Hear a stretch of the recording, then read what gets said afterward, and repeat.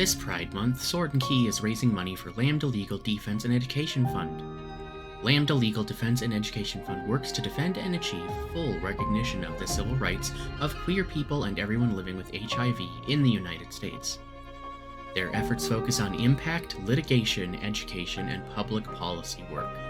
For over 50 years, they have fought and won landmark legal cases, and even now have 6 active cases against the current administration.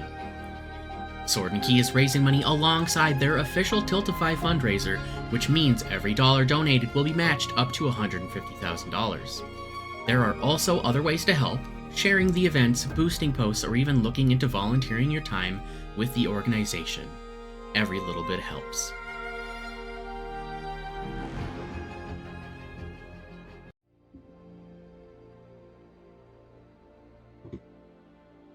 Hello, everyone, and welcome to Pride and Wrath. My name is Alex, and I will be your GM and Master of Ceremonies this evening. I'm very excited to help present this Pride Month celebration and collaborative story with my fellow players here. I think we'll probably just run around the table, as it were, real quick, introducing ourselves and who we will be playing, and then we can hop right into the game.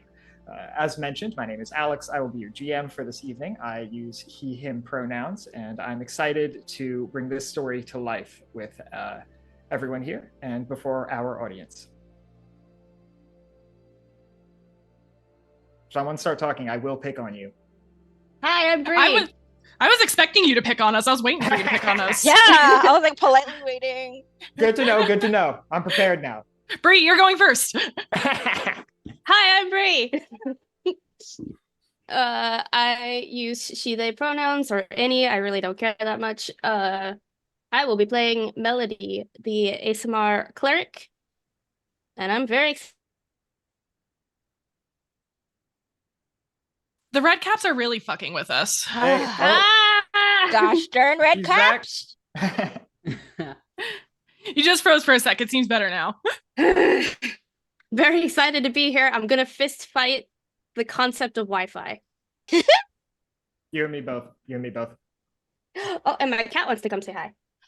The tech gremlins have been fucking with us hard already tonight. So bad. I'll go next. Hi, I'm Rosalie. Please feel free to use any shortened version of my name. Rose, Rosie, Rosa, any of them work. I love nicknames.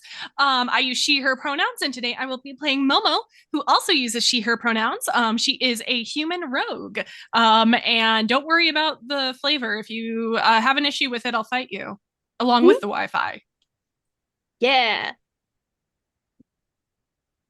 Oh, am I next? Yeah, I was one of the 3 that started yelling in the beginning at the same time. Yeah, okay. Hi, my name is Chanelle-Lize. I use she, they pronouns, and I will be playing Amaranthe, also known as Ama, who uses she, her pronouns.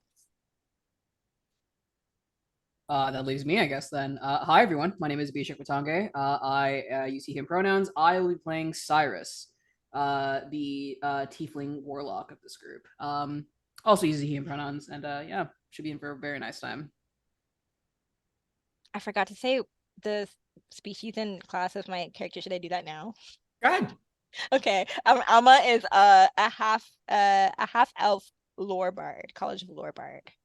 Yeah. Delightful. We have a very good group assembled before you this evening, and I can't wait for you all to see that as well. For now, let's get rolling. We gather here tonight to witness what lives between hope and despair. Before each of you lies your focus stone, a mind of etched silicon and copper neurons. And before each of you, my players, you hold a vessel. Not merely a character, but a lens through which to examine the eternal questions of who we are and who we might become. Tonight, we enter Meridian, where the Festival of Becoming is celebrated to revere a profound truth, that the self is an art, and we are its artists. We reach out into the dark for clay from the wild unknown. In the reaching, we grow. In the returning, we build. But there are forces that feed on those who fear the dark. those for whom the art of the self is not enough. These forces whisper seductive tales of power and domination. If only you would craft a self that is pleasing to them. The story we channel tonight has demands of you. How do we create meaning when that practice has been co-opted by the state? How do we find strength in the collective while isolation promises us safety? How do we resist in the face of man and in the face of monster? And how do we create an art beautiful enough to subdue bloodlust? We speak tonight, I hope, not as five strangers, but as five minds, five mouths of the same universe of the great Mother God. In the dice, should we be so lucky, she might even deign to speak back to us. And so let us begin this exploration. Welcome, witnesses, to the wild unknown. Who calls to you from across the veil? Players, who are your characters?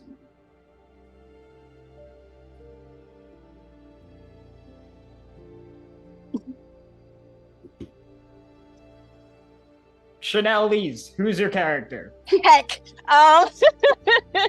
Okay, so Amaranthe-Bowker Griot, commonly known as Ama. She is a half elf, around 5'9". She has warm brown skin and rosy ash brown, almost gray hair. That's kind of neatly arranged in long braids that are gathered at the nape of her neck with a white satin ribbon. And she's got a long, kind of like constantly aloof face. She's got thick black eyebrows that are often slightly raised, and eyelids that are always slightly lowered over her magenta eyes. She has round features, and her ears are decorated with large gold hoop earrings, and they're human sized, but they are a bit pointed due to her half-elf heritage. She wears a red velvet turtleneck robe with a pink silk bow around the collar, and the long sleeves loop over and hook over her middle finger. Hit my mic. They loop over her middle finger. She's rarely seen without a cloak, which is knit with her favorite one. It's knit from thick, soft pink yarn, and it's fastened at the front with a large brass clasp, as she finds the local climate to be a little bit cool for her liking. She is a College of Lore bard, commonly found playing sets in various local taverns. She does have her favorites though, and she is commonly seen playing the djembe drum or the udu, or she usually has like an array of percussion instruments around her as she does her performances that are a mixture of song and story, and her drumming and her percussion performance accompanies and adds atmosphere to the stories and songs that she tells to an audience. Delightful. Ama, as you walk through the streets of Meridian, you observe the sun slowly dipping towards the horizon. It is a warm, humid day. You have, for one reason or another, found yourself in the career of adventure. And as such, you are not infrequently called upon to resolve disputes, or at least to hear out what contracts might be available. Tonight is one such situation as you step out from your apartment and you see the city of Meridian decorated before you for this festival. Flags and beads and art of various colors livens up the otherwise dull gray stone of the city. And before you, as you step out, you notice a dove with a piece of paper in its mouth staring intently at you. I think Ama stares back for a little bit realizes that it's paying particular attention to her. It's not just another, city bird minding its own business. And after kind of looking around to see if anybody's paying attention to her, before she breaks into less than normal behavior in trying to interact with an animal on the street, she kind of leans forward slightly and puts out a hand and gently coos in the direction of the dove. The dove flies over to you, lands in your hand, deposits its paper, and leaves. I think Amma just kind of watches it fly away for a moment before opening the paper, slightly confused. The paper is a summons for you from the Triune. The Triune are a group of 3 individuals who lead this city. They are offering you a job. Are they a group that has some known prestige? Yes, they're the mayors, essentially. They share the responsibility. Oh, Amma is very grateful and willing to accommodate this request. All right. You head up a small hill towards a fortified structure in the center of the city. Rosalie, Bree, Abhishek, who else is here tonight? We might all be in the same place, depending on what time of the evening it is. It might be a little bit before opening, but the way we started working together was not as adventurers. It was years ago when we were younger, as some of us were students, some of us were just working, as all great D&D parties do, met in a tavern. Momo is a human woman, probably 5'6", 5'7" tall, not particularly lithe nor muscular. She has chin-length dark hair that has a blue tint to it when the light hits it just right. She has dark eyes that are very unusual color for a human woman. They're almost a deep blue, indigo purple. But that isn't even the thing that you really blink at when you see her, because if you're just looking out of the corner of your eye, if you're not paying close enough attention, you might see some sparks of blue, purple, and red and magenta light dancing around her as these sparks of magic flit about her. If you're really looking for it, you might even be able to see that they are like ethereal butterflies. She is light on her feet. She's dressed colorfully, but simply and practically. And I think even if we are higher level adventurers who are now doing bigger things, I do think this might still be our haunt. Excellent. Very good. Then in that case, Rosalie, or Momo, excuse me. In that case, Momo, I will say you step out similarly, either from an apartment where you and Amma were hanging out, or some similar venue, and you receive a sending. And in your mind, you just hear a few words. Momo, a job is available to you should you be interested. This will require immediate action, and it will require you departing the city tonight. If you're interested, please head up the hill and meet the Triune. Understood. Thank you. And then out loud, as I turn back to the apartment, that building that I was leaving, Melody, we change of plans. The Triune wants to speak with us. We have to go to the hill. Might want to bring some camping equipment, sounds like. So Melody and Momo are roommates. So we shared an apartment. Melody is a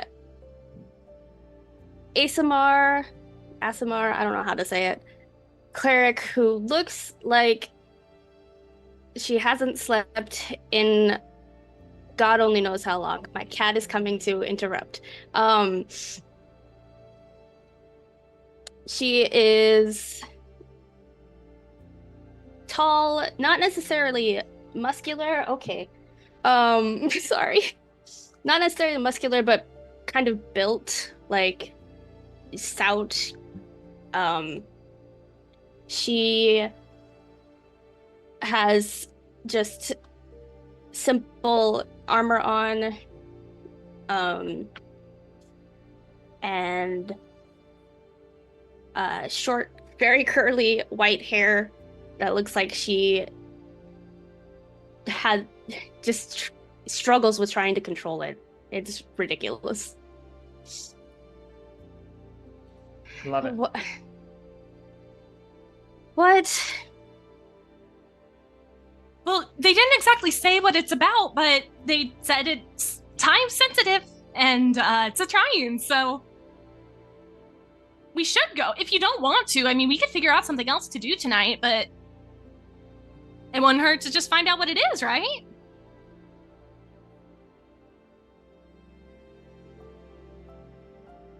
Fine. Are you sure it's for me too, though? Well, if it's not, then they can tell us at the hill. Okay. Melody, can you roll me a religion check? Oh. First roll. Ooh. Religion plus 5, 23. I can do math. Hell yeah, that'll do it for sure. So Momo did not mention that they were looking for you. And you know that generally people of this station are particular about who they contact and who they don't. However, as you hear the call and as you ponder it briefly, a wave of something like a cold stillness or a clarity rises up in you. You're not particularly sure why, but you do feel like this is the path for the moment. Okay. I'm coming. Let's go. Camping equipment, you're sure?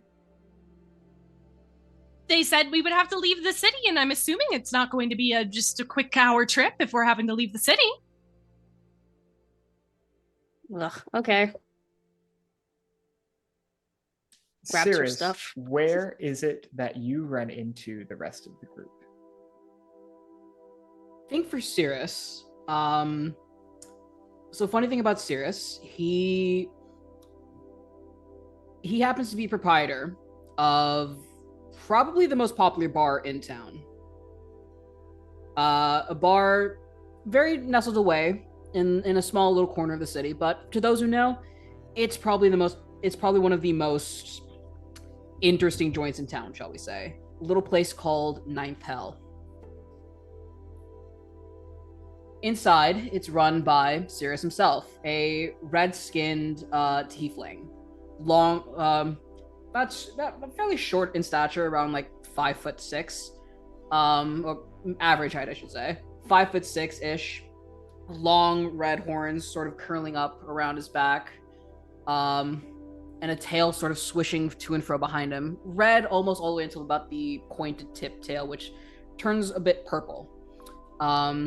He's often dressed in a weird, like sort of like wizard's mantle, I guess you could really call it, but it's really more so for flair than anything. At least so he says.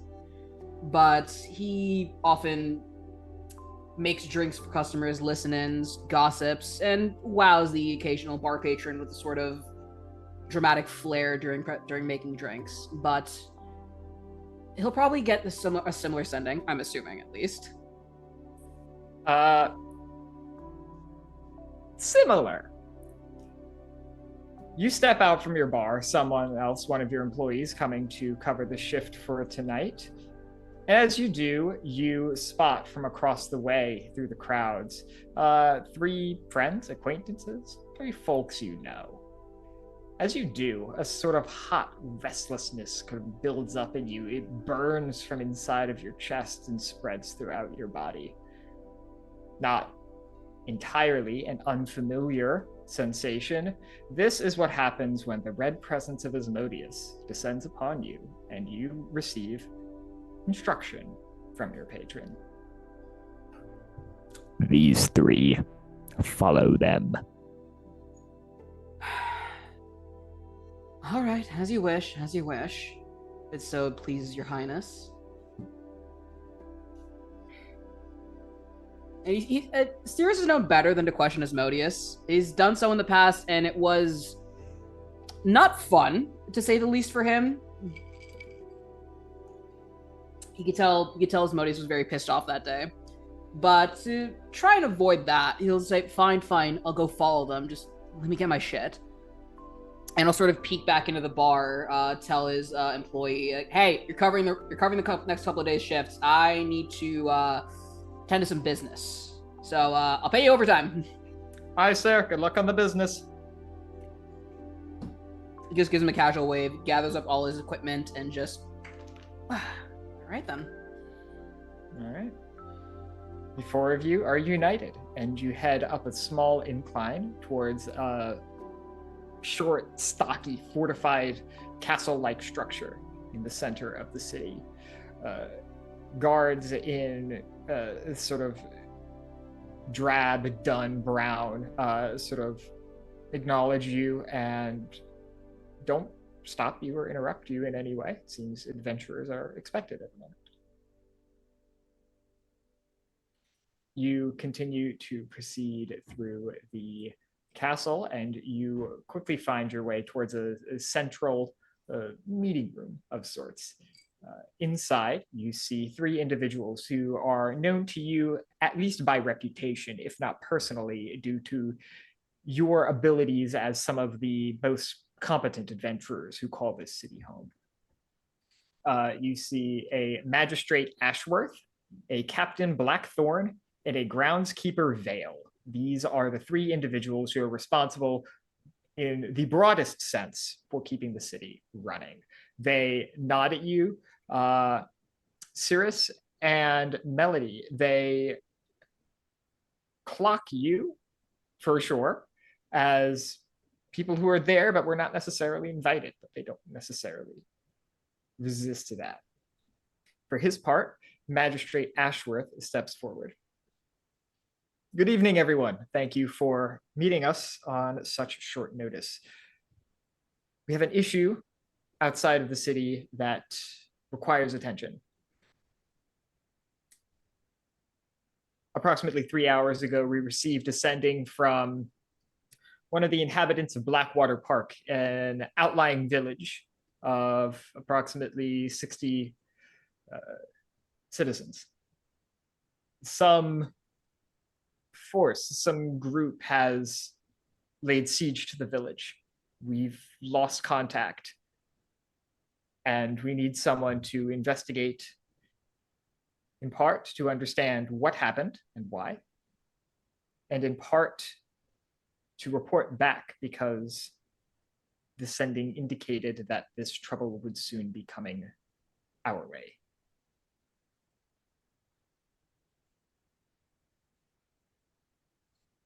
A siege from like a neighboring government, or? Unfortunately, we're not fully sure. The force came from the east, from the direction of Zenith. You would know Zenith is a city essentially across the Outlands from you. It's the most advanced city, the most populous city in the known world. Mm-hmm. At the mention, Captain Blackthorn kind of shakes her head and spits. Nothing good ever comes from Zenith. They haven't done anything aggressive lately, though. They have not, no. So we hope that this is just a direction and not political action. But we cannot be sure. Relations with our sister city-state have been icy recently, and, well, should they want to try something, they could.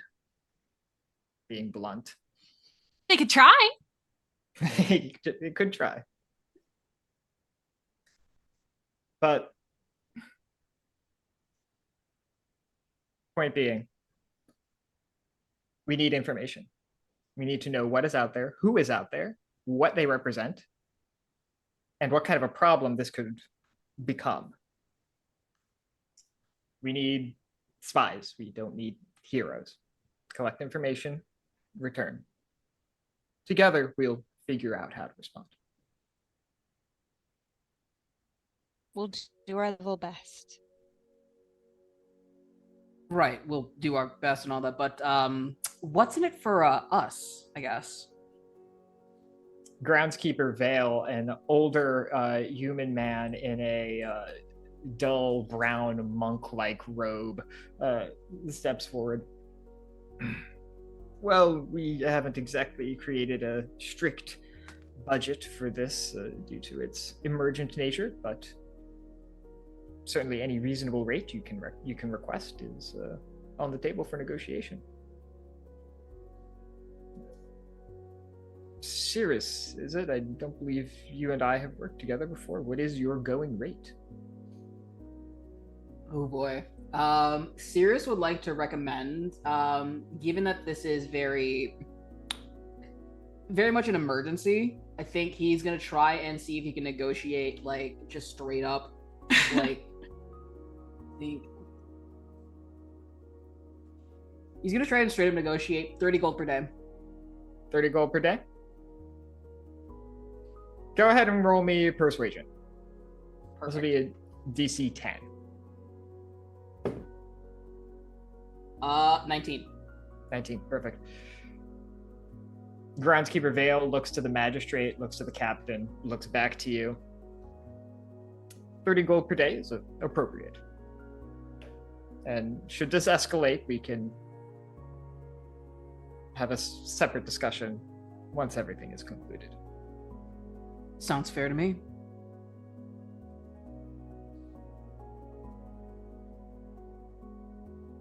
We have no information about what that force might be at all.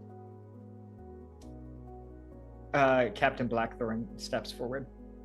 Very little is ascending, only a few words, and we haven't been able to reach our contact back to acquire more information. Some small goblin-like creatures is what it sounded like, but we don't have much more information than that. I'm unsure, to be honest, how a force like that could assemble outside of our notice and take one of our villages with so little difficulty, but... Is there a particular contact that we should be trying to get in touch with, or do you just want us to watch from a distance? The magistrate answers, there is a contact if possible. If you could find him, this would be ideal. His name is Oleander.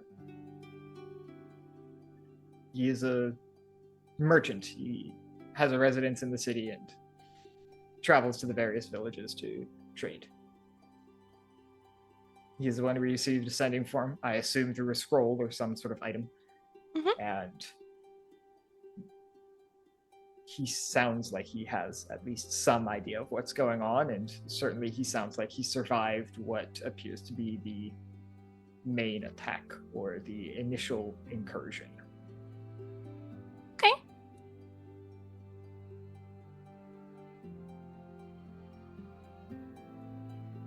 I mean, we've talked about pay and everything already, so... We have. Melody, do you want to come? Park is about 6 hours away on foot.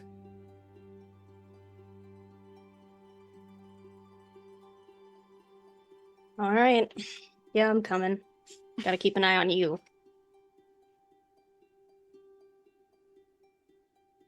You can try. Troublemaker.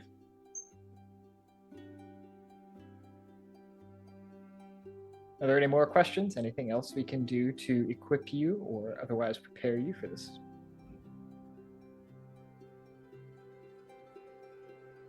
I assume any further information will just be the information you're wanting us to collect for you.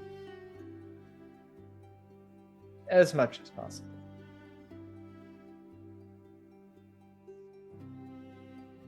I mean, I already knew that we would probably be going out of town, so I grabbed my stuff on the way out. Author's note, Momo is not carrying a giant bag or anything of the sort. Excellent. Love it. You definitely get a look in that case, but there's also, you get the sense of it's like, I don't see anything, but also like, adventurers. Yeah, I think Amma gives kind of a confused look because she's wondering how she anticipated this. And she's also wondering, like, Amma doesn't even have her drum on her at the moment. So, like, she's like, I was just taking a walk in the city. I don't know what you thought this was.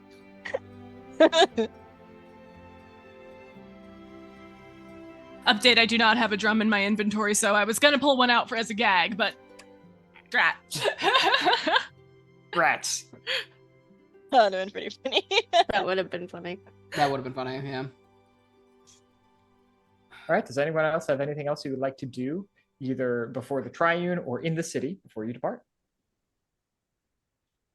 Amma does want to go and actually get her stuff. She needs to get her arcane focus. She needs to get her adventuring pack. She needs to prepare for sure. adventure. And her pack is she likes comfort, so her pack is a bit big.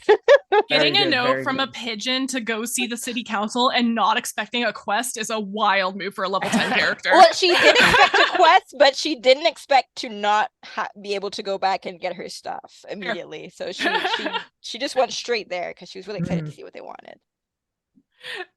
I feel like, and Bree, feel free to pipe in here. Does let me ask, does Syris grabbed his stuff, right? He did, yeah. Okay. I was gonna say, do we want to go have a drink while we wait for Amma to get her stuff before we head out of town? You'll have could. time. Amma takes a minute. Perfect. Love that. Cannot rush perfection. 10 out of 10. Then I guess. Wouldn't Then I guess dare. Cyrus probably tell Amma to meet at Ninth Hell before we set off. Then.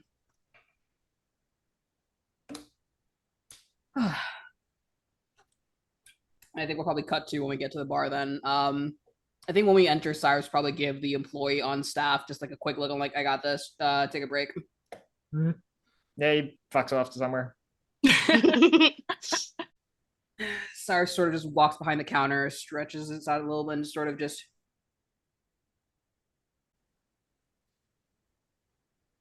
In the meantime, Amma, where do you grab your stuff from? What's your You living saw me take a situation bite like? of potato. You saw me Potato. do that. You know, I Sorry, did. what I was your didn't think question? about it, and yet here we are. Sorry, can you repeat My your question? I was too question, busy yelling at you. while Syris is communing with the tech gods, what's your home like? Where do you grab your stuff from? Amma has a small but comfortable apartment, I believe. I don't know if I think we talked about this before, and Amma is not roommates with anyone, I think. Yeah. Okay, yeah. So she's got we'll call it a loft. We'll call it a fantasy loft. And it's her creative space and it's her safe space. And it's filled with trinkets and knickknacks from another place, but it's not the trinkets and knickknacks of travel. It's souvenirs from home. Home quotation marks, because Amma was born in this area, born in this city, but her parents were not. And so she's got that's why it's kind of riding the line of souvenir, like a tourist, but also of it's the same place over and over again of home. Yeah. It's a warm place. I haven't really decided exactly what that place is, but I don't know enough about the world of Dungeons and Dragons, and I also would have preferred to it's reminiscent of the Caribbean. Let's say that. Perfect. Because that's where my family's from. Love it. And yeah, she's got it's not just knickknacks like touristy things from a shop. It's also pieces of wood and interesting rocks. And she's got a varied collection of drums and percussion instruments. There's a lot of satin, and you would expect with the knickknacks more rugged, I guess, materials, but it's a lot of finery, or accessible finery, because she's not rich, but she's got enough that she can have some pretty things around her. So there's some less expensive furs, there's some satins, anything large is a satin, anything smaller is a silk, things like that. And she has, oh, chat's loving Emma, I love that. She has a obscenely large bed. She lives by herself, she doesn't have a partner, but her bed is massive, and it is piled with soft pillows, and I think because it's kind of tucked away from the rest of her apartment, it's not really publicly facing. I think that's where you see kind of more of the comfort over aesthetic. It's some of the pillowcases are worn, and some of the stuffing is an unfamiliar material, a natural material from another place. And there's some like stuffed animals that have patches, and that's the place in her apartment that seems the most like from where she's from, versus seeming like she's visited where she's from. Perfect. I love that. We are going to go on a quick break while we resolve some tech issues. We will be right back. Hello, everybody, and welcome back to Pride and Wrath. The Redcaps are coming. We have resolved our tech issues, and we are good to go. Speaking of who else is good to go, our intrepid party of heroes have acquired all the items that they need to go adventuring. They have sufficiently prepared themselves with their performance-enhancing substances and are heading out of the gates of Meridian as the sun has fully set and the stars are beginning to emerge. You have about a 6-hour walk north ahead of you. As you walk, can someone roll me a d6? I will do it. Oh, never mind. Someone else volunteered. Oh, never mind. Guess it's back to me. Nope, you said it out loud, so you got dibsies. I Yeah. do get dibsies. Yeah, that's true. All right. A 3. Ooh. Perfect. I like that. I like that a lot. Do you know if you have dark vision? Yes. All right. And are you walking with like a torch or anything?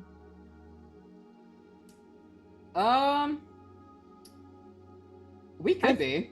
I think we probably are, because I would say Momo probably doesn't have I don't dark have vision. dark vision, yeah. Mhm. So I would insist. All right, perfect. As you walk, you pass by a small wooden shack of some kind, some outlying structure or domicile of some individual who lives outside of Meridian. You notice that the door is ajar and lopsided on its hinges.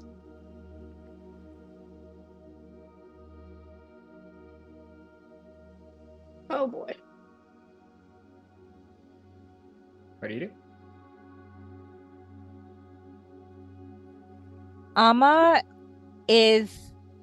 She probably sees that out of the corner of her eye and doesn't really break her stride, and very much has the not my circus, not my monkey's energy, and is going to walk past it. She will not stop unless someone else also stops. All right. Listen, Y'all haven't played with me before. I have to stick my nose in people's business. We know that something's coming our way. We should stop and see if it's made it to this far. This could be good information that the Trian might want to know. If they've gotten further than that village. Meanwhile, Syris is just nosy and just wants to see what's inside, because he's very much a gossip monger like that. Into that. All right. I will just have a candle instead of a full torch and stealth up, if that's okay, ahead of the others. Try and get a peek before we come clanging in the door. Perfect. You try to get a peek before you come clanging in the door. All right. So we're going to run this as sort of a skill challenge. There is information to be had here. If you can roll 4 successes out of 6 checks, you will get the full suite of information as to what occurred here. If you don't, you will get information only pertaining to what you have, the checks that you have performed, and nobody can repeat the same skills. Is that all track? Delightful. So, Momo, you have approached first. You say you're trying to get a peek. Do you want to make that as perhaps a stealth check? Sure, I can't get lower than a 22. That'll do it. You know? Love rogues. Rogues. That'll pass. So what you can tell from a peek and a stealth check is that 1, this place is empty. And 2, before anybody comes in here, knocking about and disrupting a scene, you notice that this place has been recently utilized or abandoned in some way. Whatever state it's in, it has come to be this way relatively recently. And you said the door was ajar. It was like broken in, though. It wasn't just left open. Yeah, it's kind of broken. It's kind of like hanging on the upper hinge, and the lower hinge is disconnected. Okay, cool. Real quick before the next person decides to make a check about this, I am gonna go ahead. I should have done this before. I'm gonna roll a d8. Okay, we are telepathically, the 4 of us, connected for the next 3 hours at least. Ooh. Right on. Oh. Who would like to apply the next set of skills? Or the next skill? Can I maybe do a perception or survival check to see if there are footsteps or footprints or a trail leading to or from, to see which way they may have gone? Absolutely, you can. Which is better for you, perception or survival? Perception by a lot. Perception by a lot. We can do perception then. So go ahead and roll a check. Your DC will be 15. So that's 12 plus 13. So 25. That'll do it. All right. With a perception check, you notice the primary feature inside this structure is what appears to be a large ritual circle of some kind. There's something like an altar for burnt offerings in the center, a bowl that contains ash and a wedding ring. It's unclear. You also note that there are multiple sets of footsteps. There is a set of what appear to be 2 individuals approaching, and they seem to be uniform in some way. They wear similar boots or have perhaps similar sized feet. You notice 3 sets of these footprints departing from this structure. Oh, God. I will quietly point that out to everybody else, keeping the idea that something might have been summoned to myself for the moment. Ama and Gut. Ama, I would like to do an Arcana check on the bowl with the wedding ring. That's what it was, right? Yes, it's a ritual circle in the center of which is an altar. Okay. Yes, you can do an Arcana check. This would be DC 15. Okay. 26. I need to raise these DCs. Y'all are killing it. All right, 26. That does it. Abhishek, your DC is 30. Oh no. If I had any applicable spells, that would be nice. All right. Listen, the bard and the rogue are going to have ridiculously high numbers. You don't need to punish the warlock for it. So did the cleric. This is absurd. That was Anyway, expertise because I took a feat. Everything That will else is do it. way lower. an Arcana check on the ritual circle. So you would note that this is very unusual magic. This is some kind of a transformation? It's deeply unclear. And as you look at it, as you study it, it almost doesn't appear that it actually channels magic.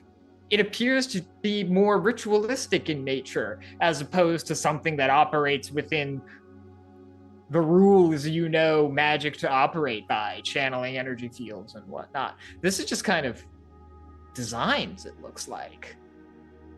You're able to So, deduce that. Okay? Not divine either. Not particular. No, certainly not divine. Interesting. And It's you just pretty. it is just pretty. It is unsettling. It's not magic in the traditional or conventional sense that you're familiar with. It's deeply unclear what this comes from or what this is, what force, if any, this is acting upon. And yet it clearly seems intentional, and certainly, especially as you inspect the small altar in the center of the structure, you notice essentially burnt personal effects. The altar seems to be connected to the sacrifice of some facet of the individual in a way.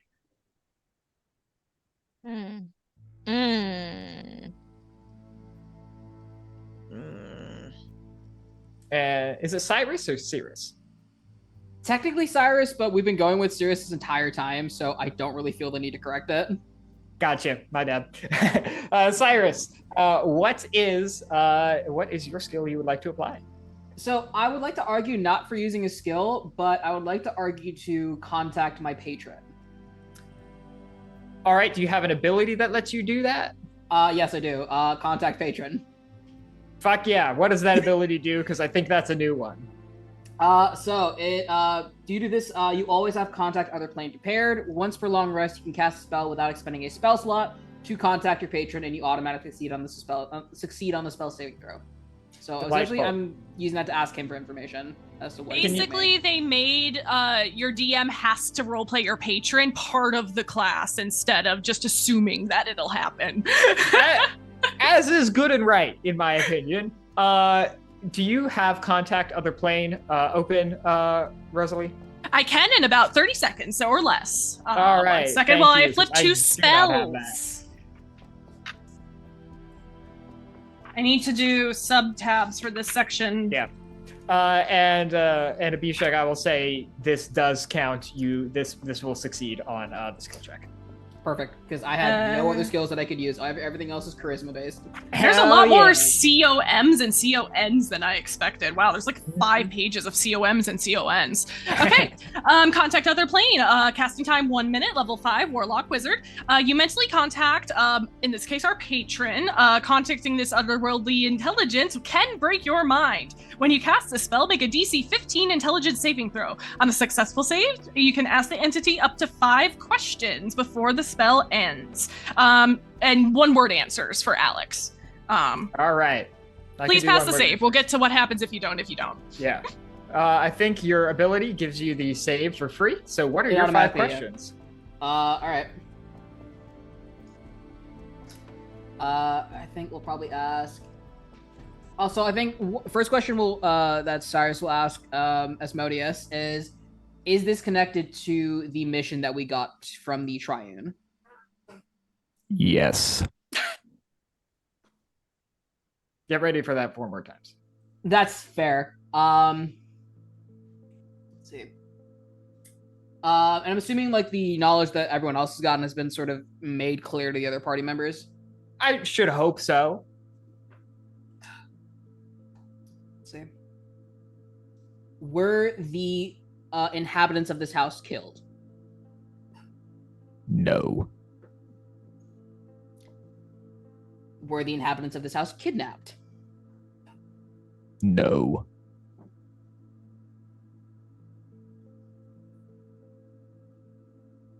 Were the inhabitants of this house altered in any way, shape, or form? Yes.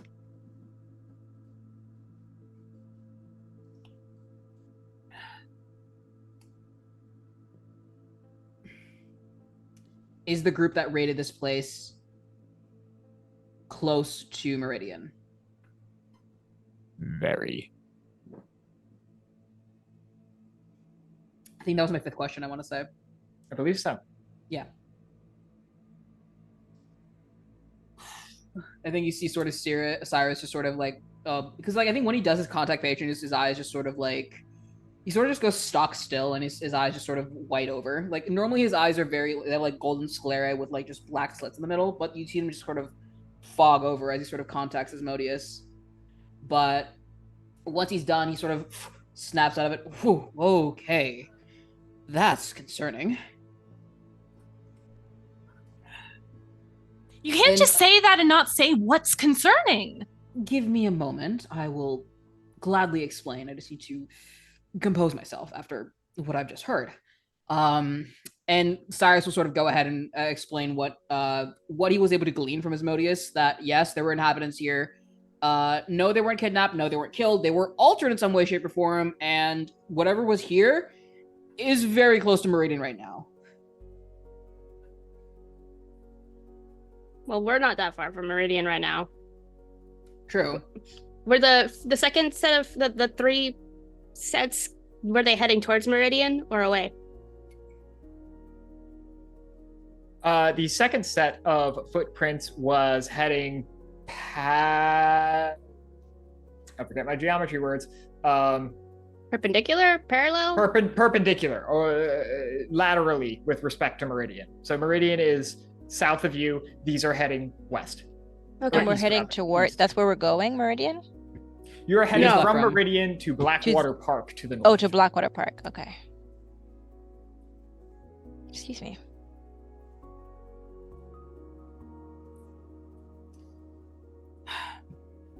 So, should we try to contact the Triune now and head back, or should we keep going to Blackwater Park?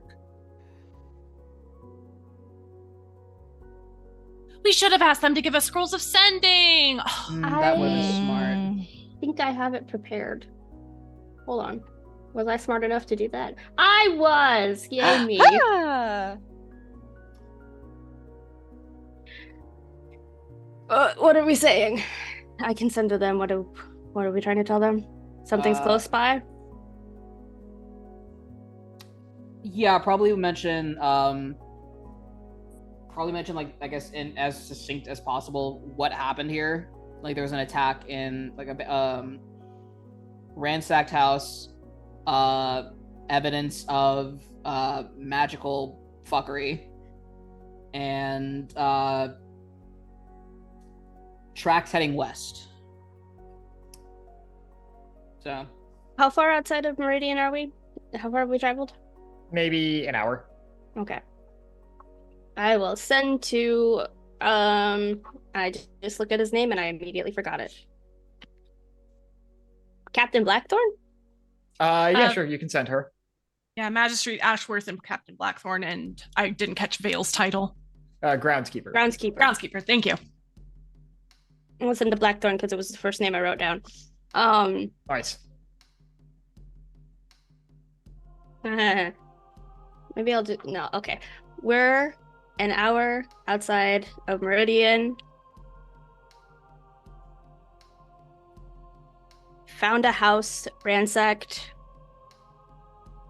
Tracks heading west. Some kind of ritual happened. 7 more words. Should we follow those or continue on?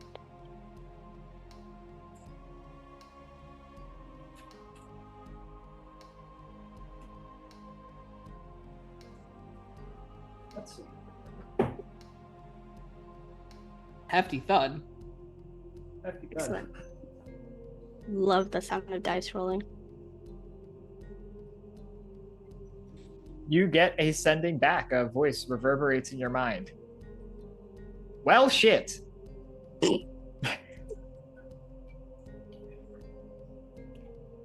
Keep heading north. Go to Blackwater. Find the contact. We'll send scouts to follow up on your tracks. Stay safe. Stay alive. Okay. They say to continue on south. They'll send scouts out here to take care of it. So, also stay safe, stay alive. Which seems ominous. That was already the plan, Right. though. Yeah, that was a little bit obvious, but good that they said it. Hmm. All right. Onward Uh, ho! Players and or producer, can we go to the Roll20 now? Oh, no. Honestly, I just looked at it too. That is a lot of fuckers. Retro Raggy, that's fine. We will Listen, I'm used to audio only podcast, baby. We've got Theater Yes. of the mind. Then we will do this as a kind of quasi theater of the mind, then where the players have the map to reference, but we'll try and be descriptive. In that case, there is another roughly 4.5 or 5 hours of travel that occurs. It is mostly quiet and dark. Every once in a while, you hear various night sounds, rustling in the bushes, an owl off in the distance. On at least one occasion, those of you with dark vision or exceptional perceptory ability might catch a larger creature of the outlands off in your peripheral vision. An ogre feasting on some kind of wild catch or game. The outlands are a dangerous place. There's reason that there's very little travel out here, and there's reason that adventuring as a profession exists. It is to deal with this environment. And so while fortunately most monsters, most creatures of the night have learned to avoid the main roads for fear of adventurers, fear of soldiers, their presence can never be forgotten, especially as you have found yourself this distant from the city walls. As you approach Blackwater Park, you see a light in the distance, orange-red glow of a large fire. How do you make your approach into this ring of maybe a few dozen structures?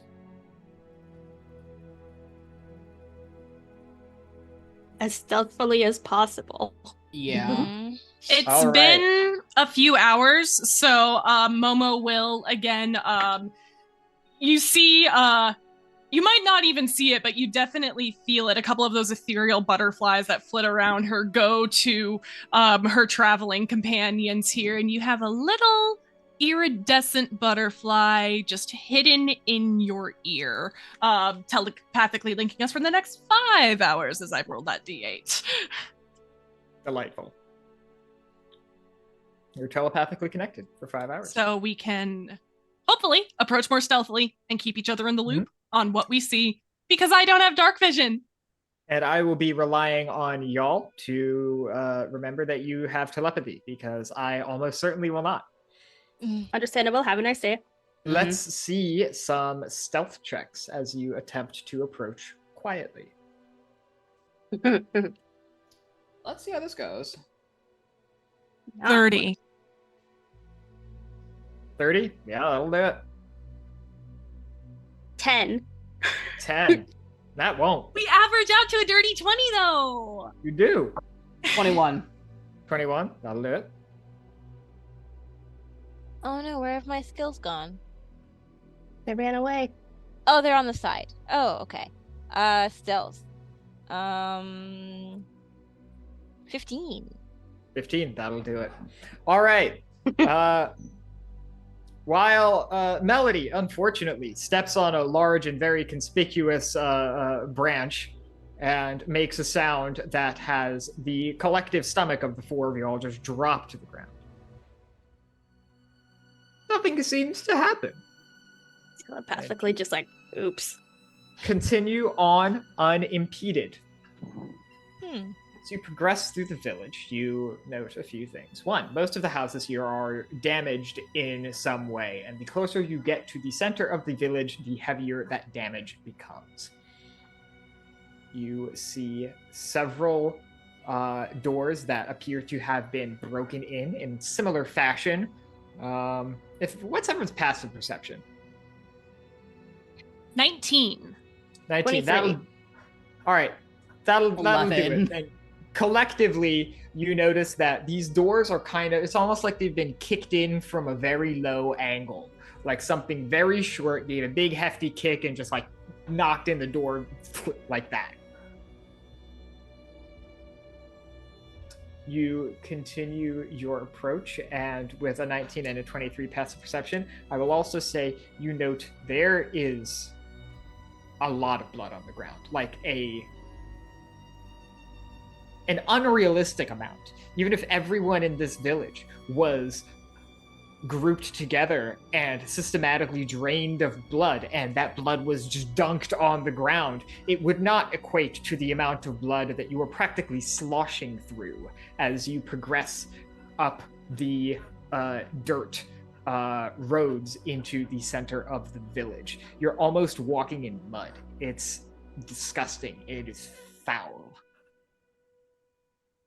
What happened? Telepathically. Well, that's a 30 gold a day question, isn't it? Eventually, you find yourselves at roughly the bottom of the map we have here. To the right, to the west, you have 3 destroyed buildings. To the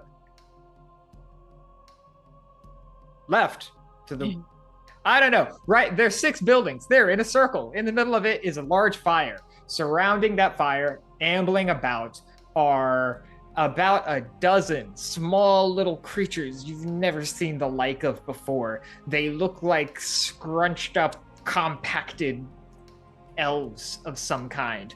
Many of them have long, matted, tangled facial hair.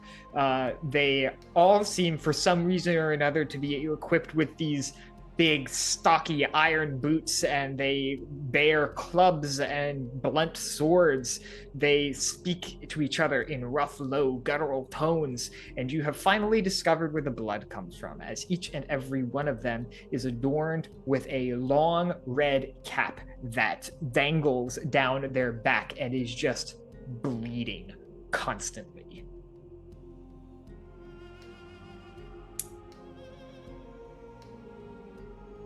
I think telepathically, again, Alex, we're not talking out loud. We're stealthing. Thank you. I think this might be the small goblin-sized creatures. Now, Momo got a 30 on her stealth, but if you could see her, those ethereal sparks of magic that flit about her have gone a lot duller, like deeper jewel crimson and dark blue, and you could just see with her mood, her dread is affecting the way that you see her here. Her tone is still lighthearted, but she does not look it. And as a quick note for our audience at home, we have opened up a giveaway here on Sword and Key. There is a 5 paint set that is up for grabs from our friends at Turbo Dork. You can enter into this giveaway by typing hashtag Redcap into the chat. And should you win, you will need to provide an email and a mailing address. Those are really cool multi-chrome paints. Also, we hit our goal for Lambda Legal. Thank Hell you, yeah! everyone. Let's go! Thank you so much. That's awesome. Now help us with the next goal. Yeah, Yes. we can do it. Okay, back to Dread. Back to Dread. Get some more dreadful music going here. This is kind of Too not the peaceful. vibe, you know. Mm-hmm. I guess we've known each other long enough. And I think what's going on here is kind of obviously bad. Mm. Would I know that anybody here would be opposed to us, like, fighting these things right off the bat? Us? Mama wants to follow the directions and like just look and then go back and be like, that's what we saw. But if people start throwing down, she's going to have everybody else's back. You were not given instructions not to fight. You were ostensibly told don't be heroes, be spies, right? Yeah. But But they hired heroes. they did, and there's no one out here to say who struck first. Sure. Abby, how is Syris on in terms of? So we've definitely done stuff together. So We have, yeah. I think Cyrus's main sort of reaction upon seeing this is he's very much appalled as to what he's seeing. Obviously, the whole blood-drenched Redcaps, just like spewing blood all over the ground, tracking it everywhere. It's just very nasty. And he's sort of thinking about like, okay, these things are coming to Meridian. Really don't want that anywhere near my bar, for one. Because that's just that's bad for business. 2, that's gonna be bad for my bar. And 3, if they wreck anything, I'm going to kick their ass. So might as well stop them here at the source, or at least quote unquote source. But yeah, he's kind of in favor of fighting. So you can kind of see his hands sort of twitch a little bit and go to his weapons, and just sort of his free hand sort of crackling with sort of arcane like energy. So yeah, he's ready for a fight. as we are approaching and kind of making that eye contact and getting the kind of cool with everyone, Momo will say, let's try to keep one restrained or something, unconscious. Don't outright, in case they can talk. Maybe we can get more information out of one of them. Let me know when you get one. Should. All right. You can go ahead and position yourselves on the map wherever you would like to be. If you're... Circle of buildings and giant fire in the middle. And after you position yourself, I will be taking up one of our audience on the complication they have. Oh no! Oh, I forgot we got exciting! that. I forgot we got that. I didn't. Oh, everybody's going off the direction of where I went. Hold on. No, I Wait, got you covered. We're good? Okay. I I didn't know where to go. I just moved. So we have positioned ourselves kind of hiding amongst the ruins of 2 of the buildings in this circle of 6 here. 2 people at each of 2 adjacent buildings here at the entrance to this circle of buildings with fire in the center. I'm not a GM. All I'm right. not good at words. That was good. All right. That was pretty good. All right. So towards the south, there are 2 ruined buildings, and we have Amma and Syris on the left-hand side, and Momo and Melody on the right-hand side. Everyone where they want to be? Right on. So, 2 things occur in relatively rapid succession. But first, from a building to the northeast, yeah, that's east. 3 Redcaps emerge, and they approach the fire with a relatively terrified-looking villager, a young elvish man in their possession, or a prisoner of theirs, for lack of a better word. One of the Redcaps, dressed in slightly less raggedy clothes, almost some kind of ceremonial robe, stands over this individual who has just been tossed to the ground. The Redcap philosopher circles the kneeling villager. Forgive me. His voice rises and falls with practiced rhythm. Look upon your hands. See how they tremble. The world has made them weak, grasping always for mercy that never comes. But the strong, their hands are iron. They do not beg, they take. Look upon your feet. See how they have stumbled. You walk the path others have carved, stepping where they permit, stopping where they command. But the boot walks wherever it wills, and the ground yields. Every day you bend your neck, yes. You bow before masters who care nothing for your pain. You offer your throat to their blade, and you call it civilization. But why be the neck when you could be the boot? The world has only 2 kinds of flesh. The flesh that presses down and the flesh that yields. The hand that strikes and the face that bruises. The foot that kicks and the body that breaks. We do not lie to you with promises of justice, little one. We offer truth. There is no mercy in this world, only strength and weakness wearing masks. The weak pretend their suffering means something. The strong know it means nothing. And we choose to inflict rather than endure. So choose, trembling one. Will you keep your soft hands that shake? Will you keep your stumbling feet that follow? Will you keep your bent neck that submits? Or will you let us make you iron? Will you let us give you the boot that crushes, the hand that takes, and the neck that never bows? The pain ends when you stop being the thing that feels it. So choose, boot or neck. As this happens, several of the Redcaps begin to circle this individual. A few more stand a further distance away.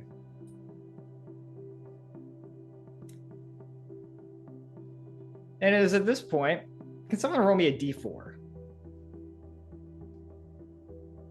I can do it. I rolled a 3. 4! A 4. Roll off. I saw 2 numbers. I gotta go with one. Go for whichever one is better for us. No. Yeah. All right, then I'm going to say Momo. I've gone for which I think is going to be worse, to be frank. That's what I wanted you to do, actually. I just said the other one out loud so people wouldn't judge me. Delightful. Momo. That's you are fair. the only one who notices this. Oh. As you are watching this unfold, out of the corner of your eye, you spot something. A random dog. And it looks at you. And you look back at it. And it looks back at you. And somehow, deep in your soul, you know this thing is going to start screaming in 5 seconds. Why?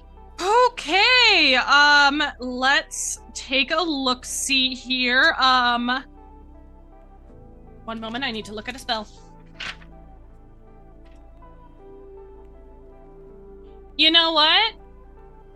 Nothing good is going to happen to this guy. I don't have the equipment to silence nor to just get this thing to not start barking.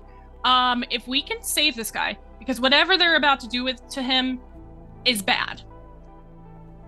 fuck it, we ball. With if it's okay with you, because we may still need to roll initiative before I'm allowed to do this. I would love to Misty Step and throw grab one of my I think Melody, you're the one closest to me right now. I think you see Melody reach up, and this is something you've seen her do many, many times before. She reaches out and she grabs one of those flickering bits of light. And it solidifies. For a moment, you can see she is grabbing a butterfly by the wing, and then it stiffens into something that is sharp and metallic in the shape of a throwing star, and she will toss it at one of the Redcaps holding this prisoner. All right, delightful. So one of the ones that's like close to the center? Mm-hmm. All right, sure thing.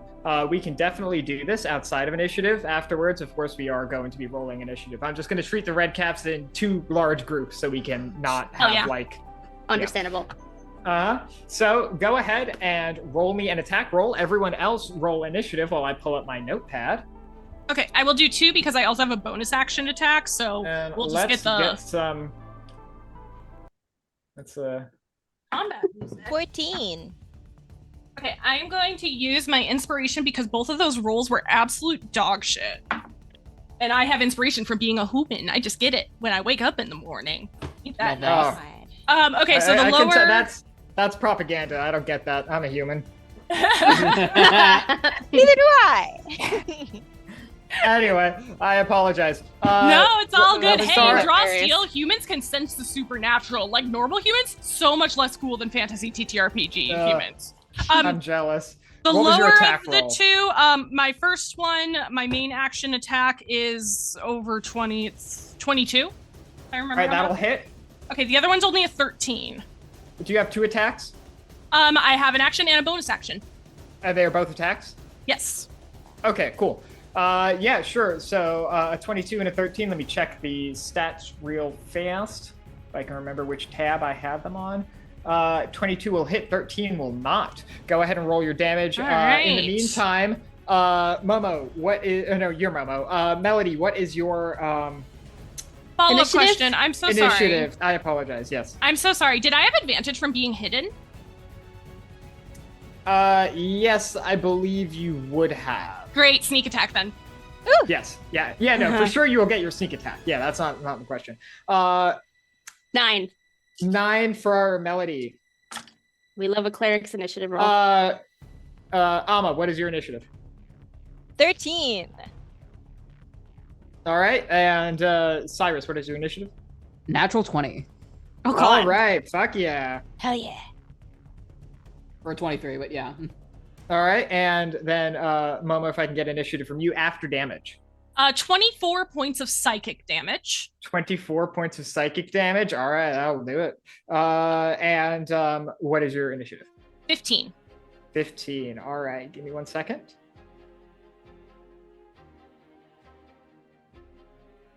All right, so we'll say...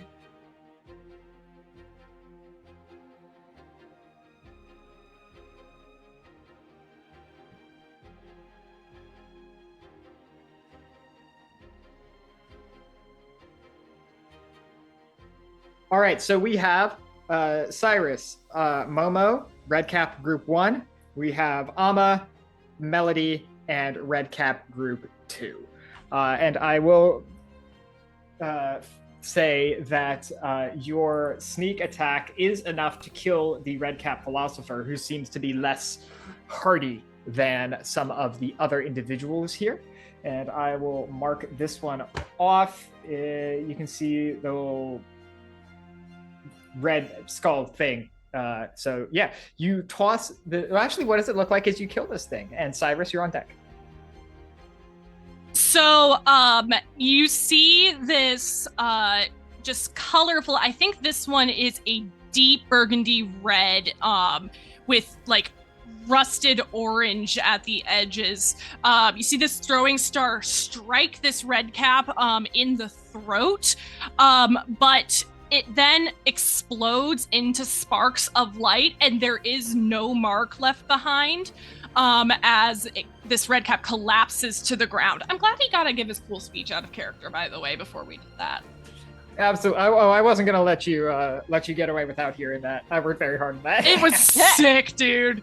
Was sick. Oh, Absolutely full of shit, but I always live for an Alex speech. In games, always. All right, Syris, you are on deck. You notice a subtle comedy as the remainder of the Redcaps turn and look in your direction. The surprise broken by this dazzling display of psychic offense produced by a party member. And the Redcaps look at you, and you almost can't understand why. They look at you with almost an averse disgust. They look at you almost like you would look at a strange, too large insect. They are repulsed by you in a way that they don't seem to have right to. Fair.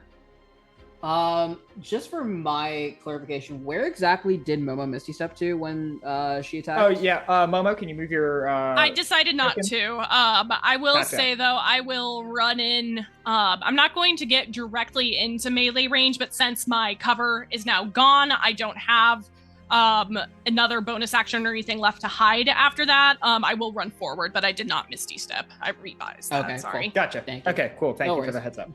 Just wanted to make sure. Syris, you're up. Okay. So I think with that, let me just double check how far I can move. I think it's a speed of 30. So Syris currently from his position at so Syris is currently when the others went to hide, he's sort of hid by like the bottom corner of the south building on the left. I don't remember. Yeah. So I guess seeing the kickoff to this battle, Syris said, "All right, if that's what we're doing, screw it." He'll go in. So he'll make his way up and across the building, closer towards the fire, and he'll sort of heading closer to the first sort of red cap that he can see. I think right in front of the building that he was hiding behind. He'll draw his rapier, which happens to be a flame tongue rapier. So that was All right. So he'll draw it and speak its command word to ignite it, which, funny enough, is Ialpur, which is Enochian for flame, but yeah. And he'll go ahead and make an attack. All right. Go Okay, ahead yes. and make an attack roll. I think thanks to Pact of the Blade, I get 2 attacks because of an attack action, so yeah. So let me go ahead and roll my first one, and I think with Pact of the Blade, I get to use Charisma instead of my... Hell yeah. That's the way it does. Yeah, it should. Yep, I'm proficient, and I get charisma instead of my regular dex. What I normally get. Okay. 13 plus 21. 21 First to attack. hit. To hit, That'll do yes. it for sure. I'll roll second attack real quick because I have the Thirsting Blade Pact, Eldritch Pact, so Eldritch Invocation. So that gives me second attack action, All right. and that's gonna give me a 24 to hit. 24 to hit, both hit. Cool. And alrighty, so just make sure I. Momo, you're on deck. So I think while I'm double checking what the damage is. Alright, so I have 1d8 plus 4, and since my weapon is also ignited, I get to add 2d6 of damage each attack. So Sounds cool. Sounds cool. let's get that ready. There we go. So, 4, 6.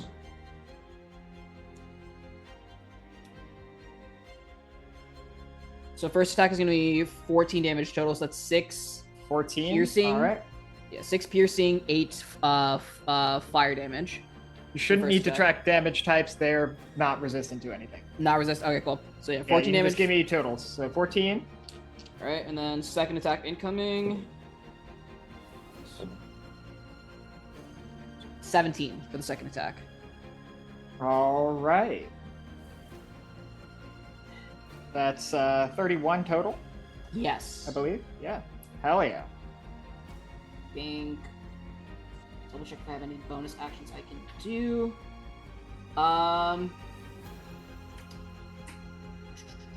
I do not. So I will sort of hold there for now.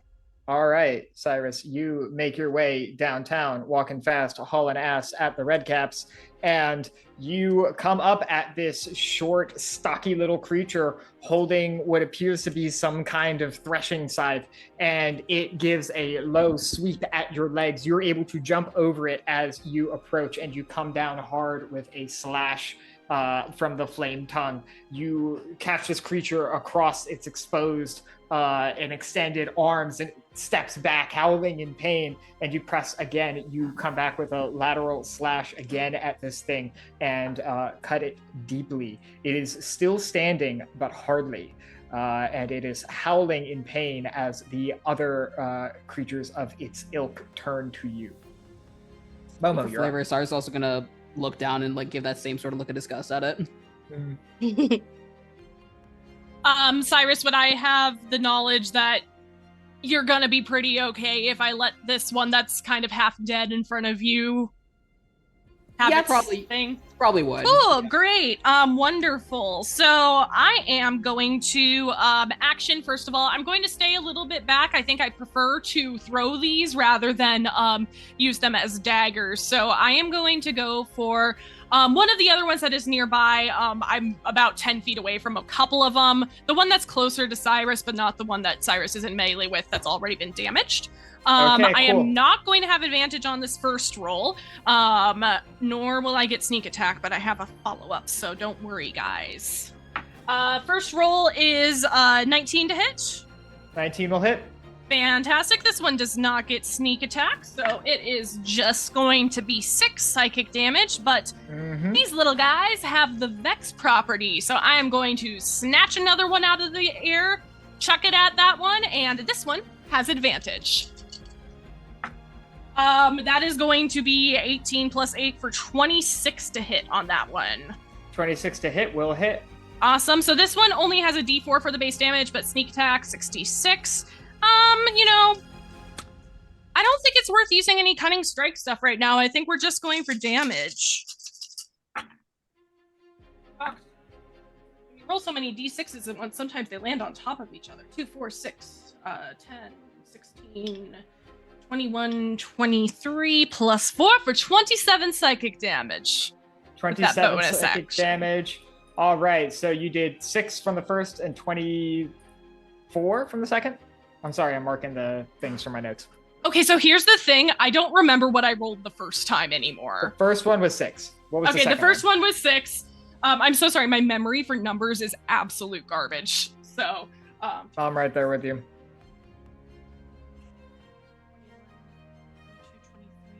27 damage for the second. 27 plus 6 is going to be 33. You have done a total of 64 damage to the group that is collectively Redcap 1. All right. That was action, bonus action. You gonna move? Yes. I will just keep getting a little more into the fray, closer to the fire, closer to this half elf that is being held. All right. Actually, you know what? That was about 10 feet. I'm going to go ahead. I want to get to this person and try to just not let these redcaps. I can't get through. There is kind of a wall of redcaps standing between me and this person. But I will get as close as I can. If that one that I run past wants to get an opportunity attack on me, it has disadvantage. All right. It will go ahead and make the swing anyway. So that's a... 8. That's almost certainly not gonna. No, that does not hit my 5. Let me check their mods real quick, but it should miss you. So 5, AC is 17. Yeah, 5 plus 6. No, 11 does not hit you. Hell yeah! And that's my turn. All right, what a turn it was. We now go to Redcap Group 1. So let's see. Momo, you have extended yourself quite a bit. And so these two redcaps are going to attempt to wall you off here. Syris, you have certainly grabbed a degree of attention yourself, so this one's coming here. Let's see, where's my ruler? These bitches have 25 feet of movement. And unfortunately for Melody, that is enough. So Melody, one of the Redcaps on the outskirts of town, looks around wildly as all this is going down, doesn't seem to spot anything standing still except for you, and charges in your direction. And then Amma, fortunately, you are well out of the way at the moment of danger, and the appearance of a flame-tongued sword has certainly attracted attention. So unfortunately, I do believe that this one will also be going at Syris. So let's see some attack rolls. This is going to be at... Give me a second while I move my windows real fast. That's that. Ooh, that looks nice. Let's see. All right, let's see. Momo,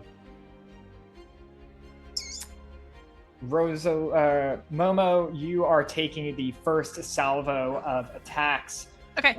Let's see. 3 is not going to hit you. A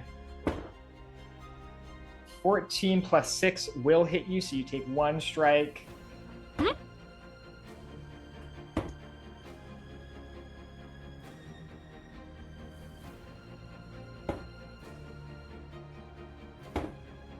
All right, dice are rolling. What? I said that's a lot of dice are rolling. It certainly is. So you take 3 out of 6 attacks. They do a total of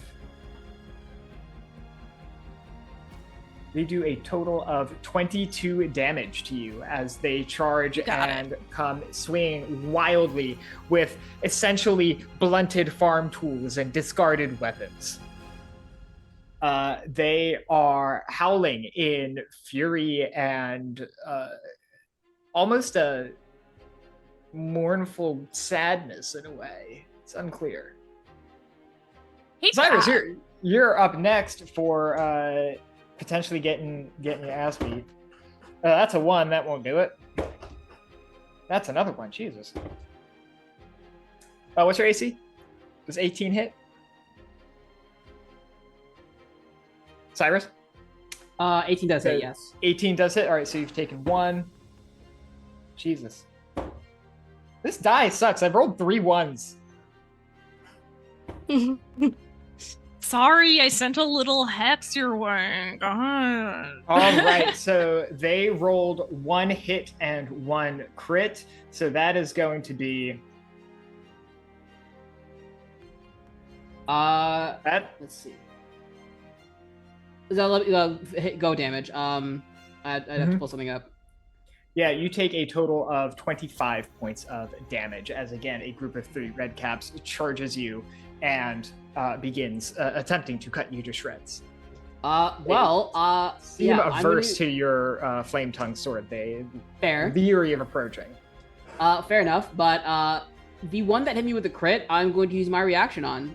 Hellish Rebuke. All right, sure thing. Go ahead and roll me some... is that a dex save? It is a dex save, yes. All right, let's see. That's a 2. That fails. DC was 16. DC, yeah. They're taking 6d10 of fire damage. 6d10, all right. Let's see that 6d10. I'm going to roll a set of attacks on Melody while you are rolling damage. As Melody, you are faced off with 1 Redcap. What's your AC, Melody? 16. All right, first attack won't hit. Second attack won't hit. Third attack will hit. You take 11 points of damage. What kind of damage? Slashing, I believe. Slashing. Okay. Cool. And what was your damage on Hellish Rebuke? Okay, I'm doing the calculations for that right now. Right. Amma is on deck. After that is Melody. After that is the next group of Redcaps. All right. So that is 10, 20, 29, 35, 38. Jesus! 38? Christ.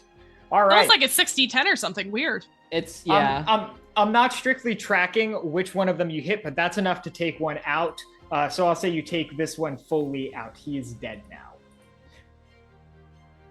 Yeah, he just sort of gets the hit in, and I think Syris would sort of grasp the sword and just sort of rake it out of his body, and then just snap his fingers, green flames, done.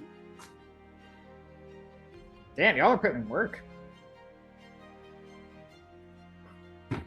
All right. And Amma, you are up. Sorry, I couldn't find the mute button for a second. Okay, Amma is going to run in. She has 30 movement, right? Is it?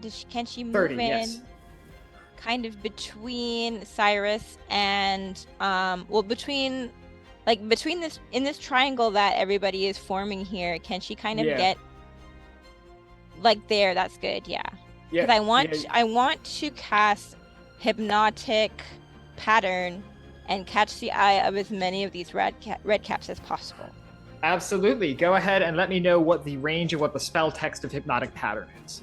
The range is 120 feet, and it says that you create a twisting pattern of colors in a 30-foot cube within range.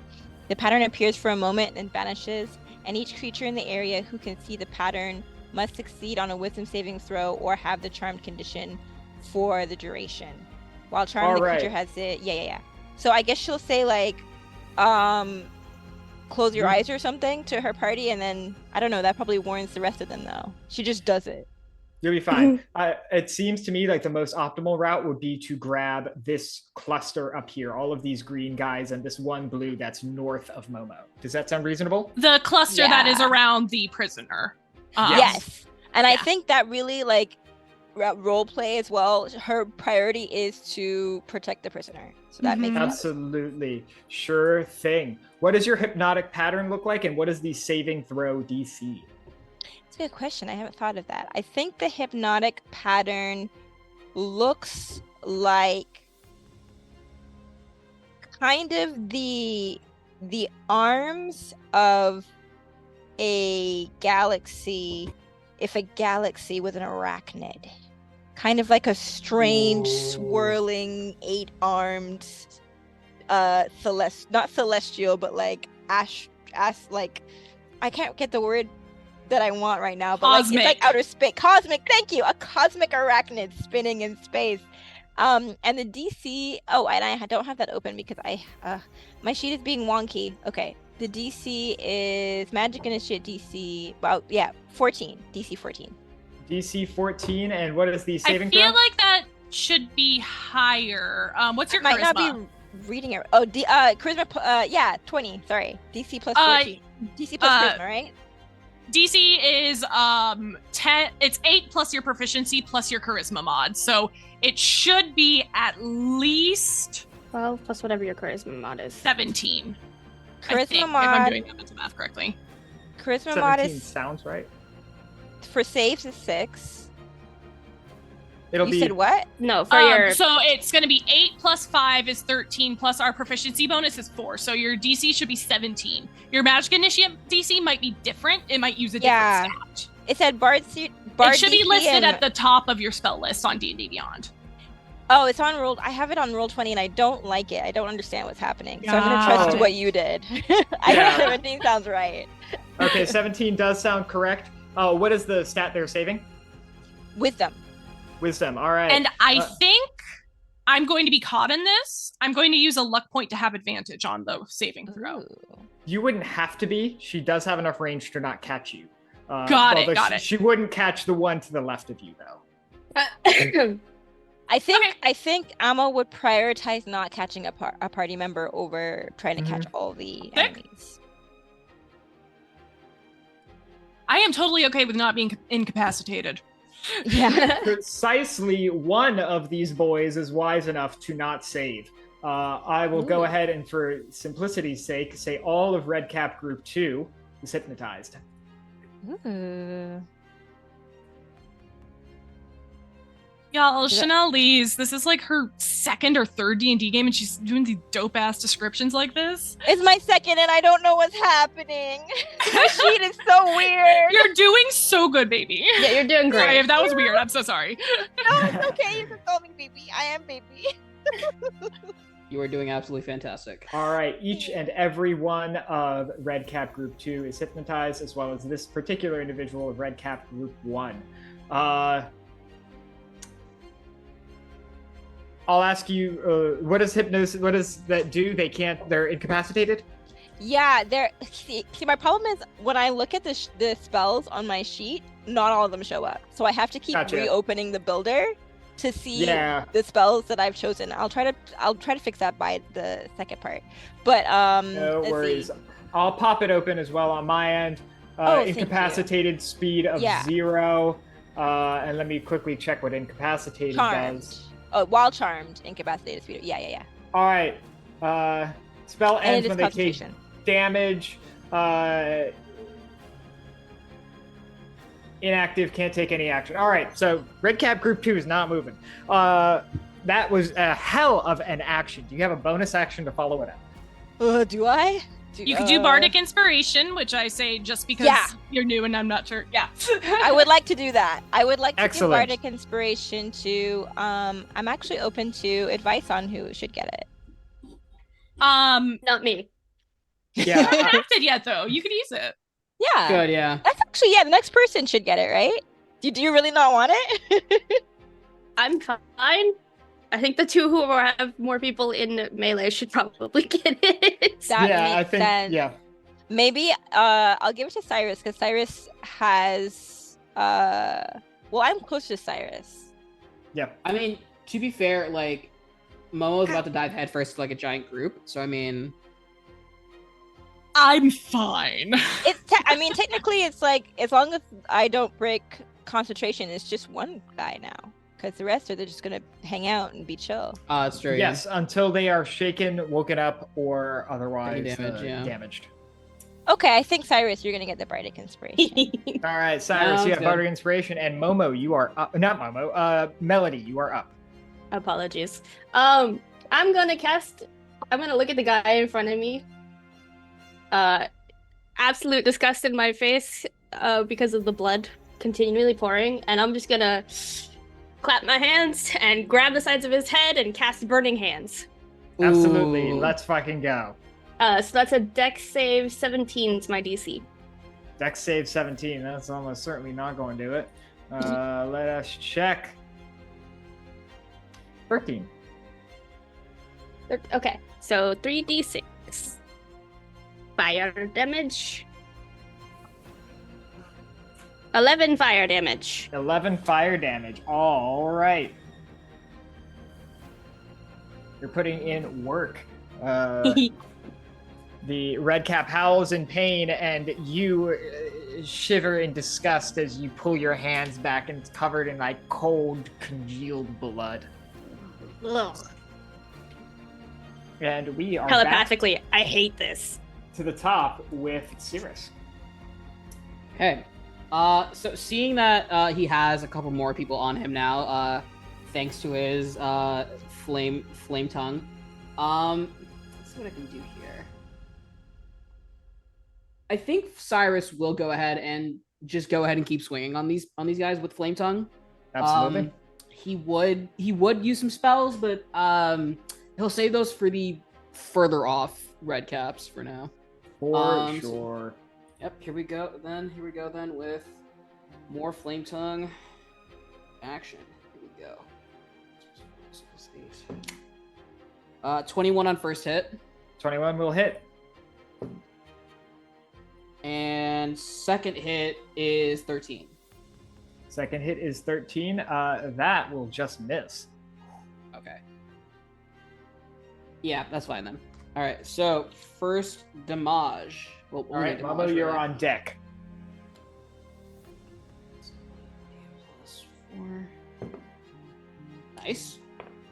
Very nice. 8 + 4, 12 + 12, 18, 21 damage. That was very near max damage on that. 21 damage. That will kill the one that you started the attack on earlier. So let me mark that real fast. Okay. All right, and do you have a bonus action? Actually, yes, I will. Actually, no, let me double check. Actually, this is, I will hold off on it for now, because there is something I could, actually, it's a special action that I could do, because considering I reduce an enemy's health to 0, I'm going to see if I can activate my Dark One's Blessing ability. So whenever you reduce an enemy to 0, you get 14 temp HP. All right, hell yeah, put it on. All right, perfect. Alrighty. And then I think for that, he'll not move, he'll stay where he is to keep tracking attention. What was that? He'll stay where he is to keep attracting attention. All right, cool. And did you take damage from the attack that they dealt you earlier? I just noticed your bar is at full. Okay. Oh, yeah, I did. I marked it in Beyond, not in Roll20. Okay, cool. Just asking. All right, and we are at Momo. You have one incapacitated Redcap who is full-on space cadet staring out at this lingering cosmic spider. And you've got one who seems deeply concerned at the fate of its comrades, but is channeling that concern into a weapon pointed in your direction. Great, doesn't matter. So I am going to, again, grab one of those throwing star-esque butterflies out of the air around me, but rather than throwing it at one of these creatures, I am going to throw it all the way on the other side of this crowd that has been incapacitated by the hypnotic pattern. It sticks in the ground where it hits, and it explodes into sparks and fluttering wings as Momo's body also explodes into sparks and fluttering wings, and she reappears where that knife had landed. I am going to use my action to grab another one of these out of the air, but rather than one of those small, sharp weapons, she keeps pulling like a magician pulling too many scarves out of a sleeve, and I'm going to pull out some manacles.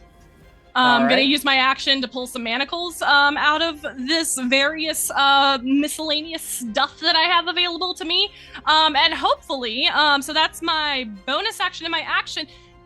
GM, may I use my object interaction to shackle one of these incapacitated people? Sure. Go ahead. I'll mark one as being shackled, the one directly south of you, just for simplicity's sake. That looks like a shackle. And say no skill check needed because it is incapacitated. Fantastic. Actually, I have the one to question, I say telepathically. Go ahead and roll sleight of hand to see if you can shackle without waking it up. Great. You'll shackle regardless, but it might be like active while shackled. Okay. Any chance I have advantage on this? It is incapacitated, so yes, I'll give you advantage. Awesome. Probably give you like a 50 fucking rogues. I actually don't have expertise in sleight of hand, but I did roll a 17 on the higher of the 2 dice, and I do have +8, so that's going to be a 25 still.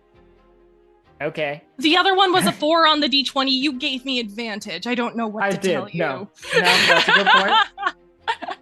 Make a sound argument. Yes, you were able to shackle this Redcap without disturbing it so much that it breaks out of the trance. That was bonus action and action. Do you want to move anywhere, or are you staying put? The Redcap Group 1 in blue is up next. Can I grab the half-elf man that was prisoner here and drag him away from them a little bit? Sure, but it'll be at half movement speed. Great. I have a movement speed of 40, so... All right, cool. I go 20 feet away with this guy.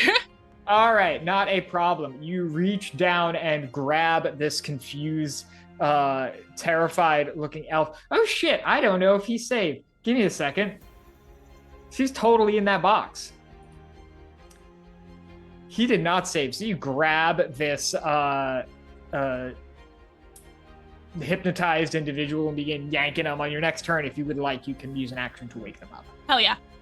All right. Mostly just want to get him out from the middle of that crowd. So. Absolutely. Sure thing. If I had a token, I would drop it where you are, but I don't. So we will carry on. Redcap Group 1 is up next. Well, two of them are dead. One of them is incapacitated. Yeah, this is not looking great for good old Team Redcap, but they're going to give it the old college try. Let's see. 25 feet. Ooh, that'll do. All right. Ama, unfortunately, one of the Redcaps who was formerly pestering Momo has now decided to pester you and is charging in your direction. You will take 3 scythe attacks as it closes the distance. For each hit, you will need to roll a concentration saving throw on your hypnotic pattern. So let's see some... Can I use my reaction to give that creature a disadvantage on attack roll using my warding flare ability? If that is an ability you have, then yes, I assume it is. So yeah, sure. Yes. Is it one attack or all attacks this round? When a creature you can see within 30 feet of yourself makes an attack roll, you can take a reaction, just the attack roll. So just one attack, but still better Just than one nothing. All right, sure. Off the top of my head, I don't know whether that should be called before or after. So how about I just give it disadvantage on the first roll and then roll the next 2 natural? Does that sound fair? Yeah, that's totally fine with me. All right. I think it's supposed to be called before. Yeah, first attack with disadvantage. That's a...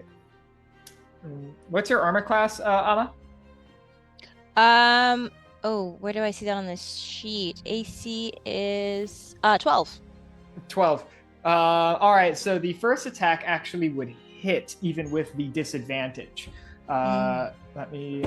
the second attack will... You have your armor equipped? Not hit. Oh, no, I don't. I'm silly.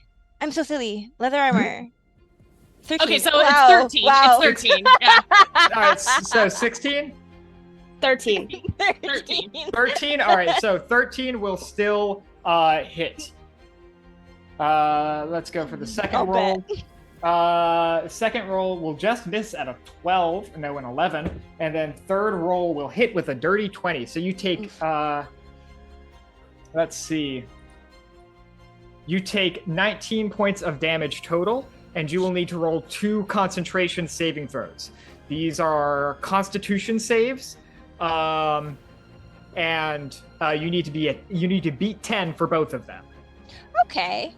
Con saves. We forgot we have some donation benefits that the audience gave us.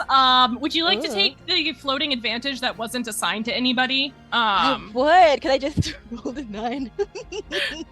All right, let's I would love roll that. again. See if Guys, it's I any could have better. been critting on those attacks with sneak attack this whole time. Dirty 20! Yeah. Next save, because you had 2. 15! Hey! All right, you Thank you for managed reminding me to about that. grit your teeth and bear the salvo of attacks coming your way. You still do take 19 points of damage. However, you manage, for the moment, to hold on to the spell. Can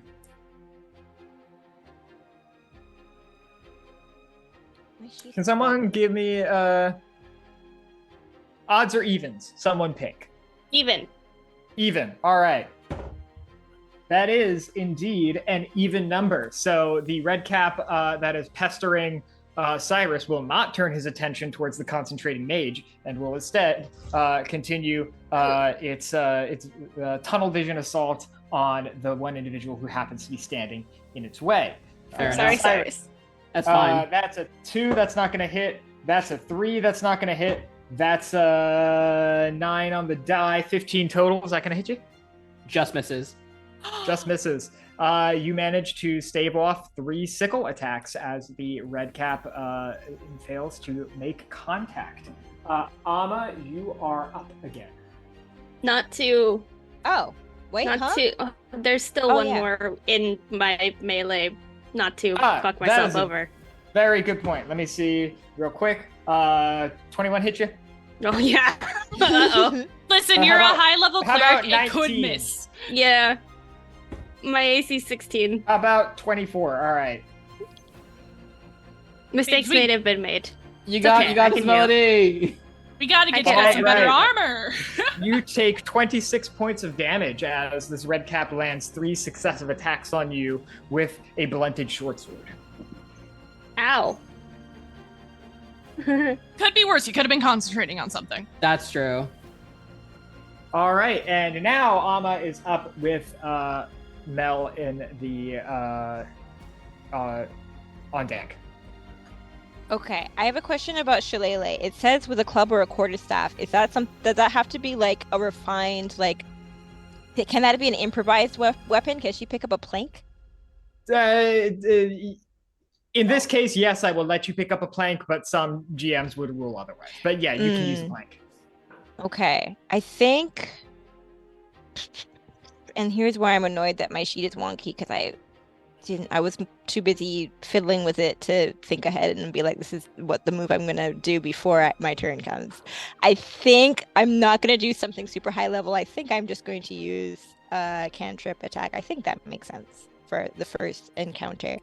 And I'm going to grab the biggest, the most club looking piece of wood that Amma can find. She grabs it and she casts Shillelagh, and then the red cap that's diagonally directly in front of her, that's facing her, she's gonna absolutely whomp. Womp. At least All right, try to. Let's see a womp. Okay, I think my cantrips are working. Yes, please. Yeah. Bonk. Somebody had something to say. I heard a You're Bonk. just sound A effecting the bonk. womp. Oh, okay. I'm like really like I'm. We were getting Sorry. some Foley work up in here. Okay, Yeah. because I'm really eager for anybody to Sorry. give me a tip. So if you give me a tip, I'm gonna be like, yeah. Mhm. Okay, and I'm hitting. Okay, hit. 4. Is that right? No, that's my damage. How do I roll to hit? A D20 plus. I'm The sorry, I number. don't use Attack. the D&D Beyond sheet. Yeah, I don't like, think I will ever, so later I don't know how either. to. I The don't roll like 20, it. yeah. I'll get you in on my D&D Beyond content sharing later. Oh, thank you. Okay. Yeah, I rolled a damage by accident, and I want to roll, but I pushed the hit DC button. Why did it give me damage? Okay, I'll do it manually with regular die. What do I need to roll? It would be What a does it D20 plus your proficiency plus your spellcasting stat. say? So that's again plus.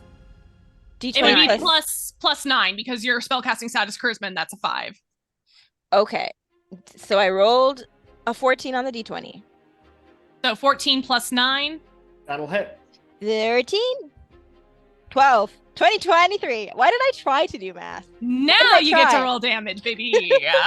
Okay, the damage I got, I'll hold the one that I did. It said 4. It was a D10, 2 plus 2. Does that sound right, or did that also screw me over? No, D10 plus 2. Yeah, that's 4. It rolled bad. Oh, it rolled a 2. Okay, I understand now. Yeah. Okay, was so 4 damage show. hmm All right, right on. Yeah, you are able to grab just like some random bit of like scrap wood that abounds in this area of the village. As you give it a swing, it becomes suffused with a kind of wild magical energy, and you just whack this thing straight across the head. It makes a nice, satisfying, hollow kind of boonk sound. And the red cap like is stunned and looks around wildly. Melody, you are up. You can call her Mel. I don't care. Okay, I probably will, TBH. That's fine. Where is the half elf that we were trying to help? Up by Momo.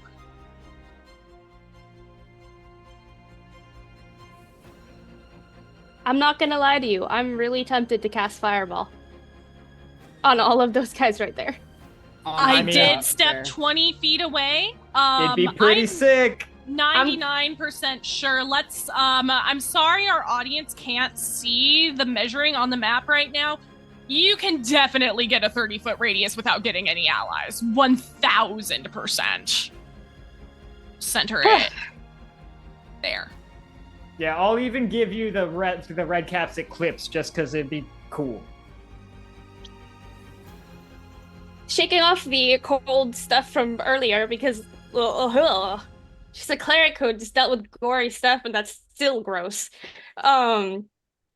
She will put her hands together in front of her, take a deep breath, and like blow like that, and the little spark will go, and it's not normal colored fire. It is brighter white. And I lost track of where that is on my spell sheet. There it is. So it's Dex for all of them for 17. Dex 17 against all of them. And are you casting this at 3rd level? I am casting this at 3rd level because All right. I don't want to cast it higher yet. How many fucking d6 is that? Oh god, I didn't get enough d6s though. All right, so 2 saves and 3 2 saves, 4 fails. And they still take half on a fail, right? They do take half on the fail. 17, Or pass, 8. whatever. You know what I mean. Yeah. Yeah. Oh shit. Y'all, we're gay and you're making us do math, okay? 26 damage total. It's not the greatest, but not bad. All right, so 26 times 4 is what? 104 plus another 26 for the 2 half damage. So 130 damage in one go. That's pretty hot. That's on fire. Yeah, you Literally. reach into yourself and pull out this ball of vibrant white light, and you hurl it at this group of starstruck monsters. And it explodes with a fury that splits the night. All of you, it shatters your perception as you are blinded and partially deafened by this explosion that you were just fundamentally unprepared for.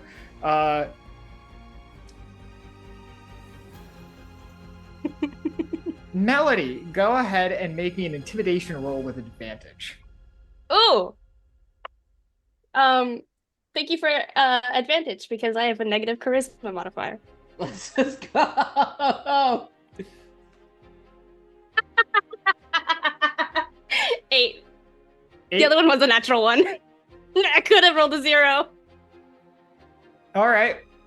Hey, can we use one of our auto crits on this? Yeah, but You're we have welcome. auto There has crits. to be an We have attack. auto crits. Okay, sure. All That's right, funny. so having taken an auto crit, Melody, what is the coolest and most intimidating way you can imagine scaring these Redcaps off in the aftermath of your essentially weapon of mass destruction?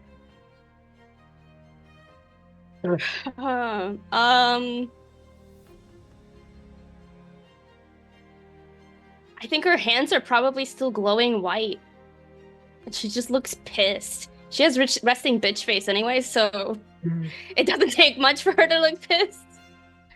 So she's just like sitting there with her hands like posed, ready to go again, looking just pissed, kind of bored, and staring down the one in front of her. All right. Your resting bitch face evidently is powerful enough to cause these Redcaps to reconsider their best course of action. In a very short amount of time, all those roused by your fireball flee in any direction they can. Amma, Syris, and Melody, the ones that are in front of you, flee without a second thought as to opportunity attacks or any kind of openings they might leave in their retreating defense, as you have successfully fought off this group of Redcaps.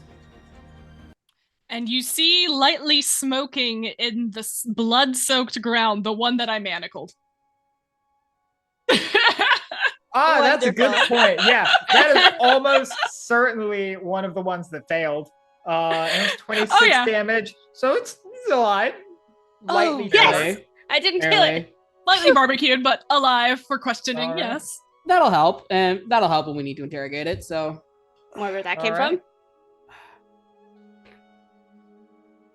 from. I think that one was brighter than usual. Were you like trying to make it brighter instead of more hot? I was kind of grossed out by the blood and was trying to clean. It's kind of like, ugh, That's like fair. sterilizing. That's fair. How's this gentleman doing? Traumatized. Poor buddy. The village is hot, humid, and still in the night. You have before you one miscellaneous civilian, one manacled redcap, and an empty village.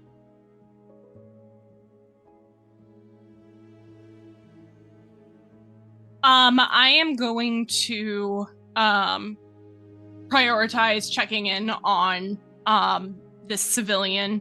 Can we call him like Joseph or something? I don't know. He needs a Just the Technicolor sure dream code. does have a name. Let me Great. grab that real fast. I'm so sorry for assuming that you didn't name him. No, it's all good. There are plenty of motherfuckers here who have 0 names. So this guy does. This is Hadrian. Adrian. Fancy. I don't think the first thing I ask Hadrian is like, what's your name, though? Momo tries to find a spot that's less blood-soaked, possibly a place where there's still some floor intact from one of these buildings. Sits him down, does some basic first aid checks, and is kind of tonally still. She sounds so upbeat, and she's kind of chattering about things like the weather and how long they've been on the road today and those small talk topics, but you can see those like sparks of wild magic that always surround her are still those like dark, dull colors. And she's almost talking a little bit to soothe herself, knowing that some of her allies are they're more suited for the interrogation. Absolutely. You take Hadrian and set him aside. He is not much for conversation at this moment. What would everyone else like to do? I think Amma is... Amma's going to confer with the rest of the party and ask, considering everyone else fled in terror, do you think this prisoner of ours is going to require magical persuasion to tell the truth? Or should we just let him tell his story unbothered? I mean, I'm always for enhanced means of interrogation, but I think for this case we might want to start off a bit slow. Besides, we can always fall back on the magical means as a sort of last resort. Yes, that makes sense. Good thinking. Besides, it's no fun when they fall to magic like that. I want to take my time with this one.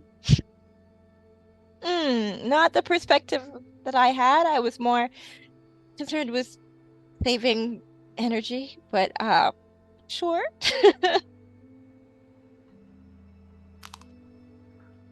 All right.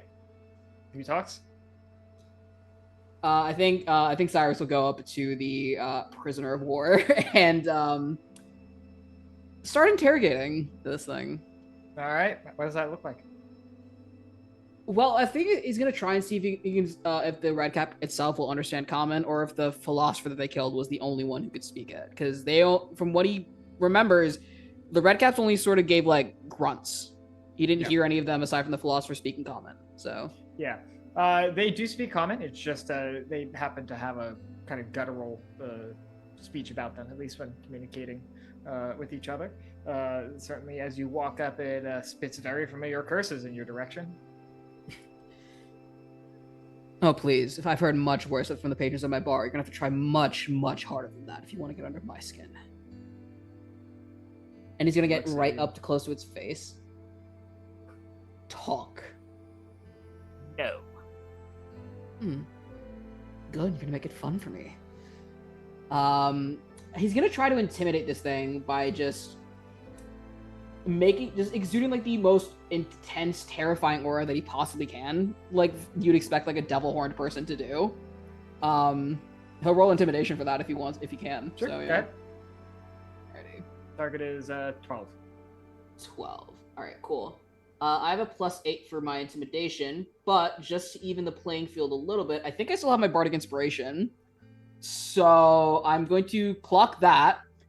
And I'm also going to use my Dark One's own luck skill. That basically lets me, whenever I'm rolling an ability check or a saving throw, I get to add a d10 to the roll. So. You're going to be this poor Redcaps night terror, sleep paralysis demon. And double checking what the the inspiration die is at this level. I want to say it's a d10. If you have a +8, a bardic inspiration, and a dark one's luck, you're fine. The bardic inspiration die is a D8. D8, okay. So I'll roll my skill real quick. So I rolled Dark One's on luck was 6. That's a 5 on the D8 die for inspiration. It's 11. Plus a 16, so 27. Yeah, I'll do it. It puts up a brave front, but you realize it's mostly a front. I think just kind of noticing that he's putting up a bit of a front. I think Syris will start pacing around, like very like slow, calm, methodical, making sure to emphasize every single footfall and sound that he makes, just to get under this thing's skin even more and more, slowly amping up the pressure to sort of get him to crack. He's like, well, I mean, it's good that you're putting up a brave face. I mean, surely you're going to make this more fun for me. You wouldn't want to make this disappointing. I mean, like, how easy it was for me to kill all your brothers over there.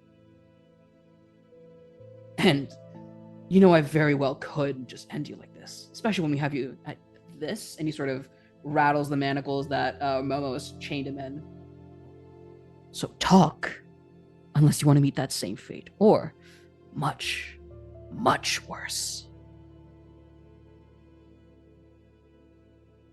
At the mention of the Redcaps brothers, something shifts inside of it, almost like an awareness of the situation evolves. It looks around. Several are dead, but not most.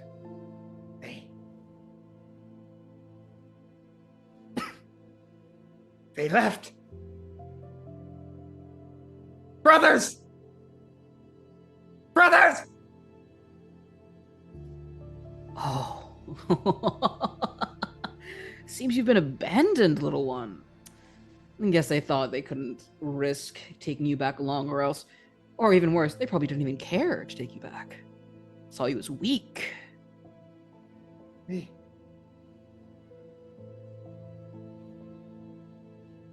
We were supposed to be one. The sage said we would be one. Brothers! Where are you? No more screaming. That's right. You can cry all you want. They're not coming back for you. So your best action would be to talk. Or I can employ a more hands-on method to get you to do so. What do you want?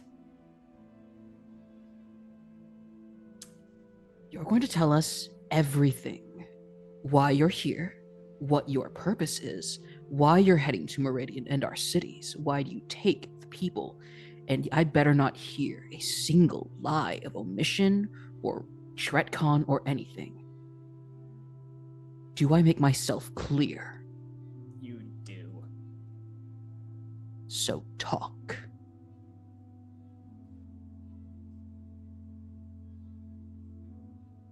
We are people. Just as you. We follow the Hollow Sage. It was him who taught us how to become one. How to give him our power and to take his power in return. You wouldn't understand. You who walk like a god among man. You, all of you, murderers! Calling down fire and hallucinations from the sky.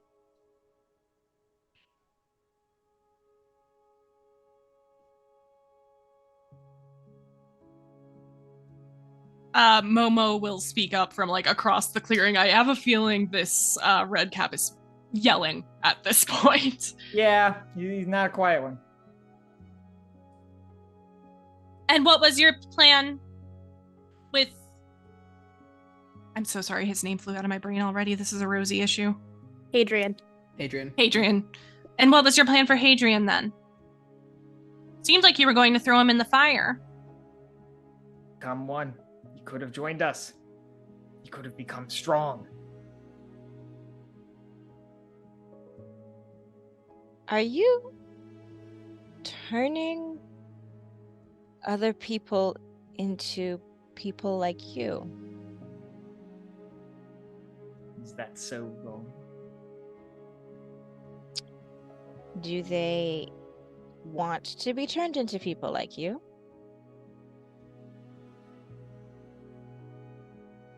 They must choose.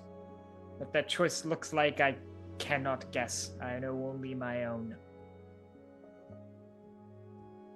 Were you a different person before? I. And you chose willingly. I did.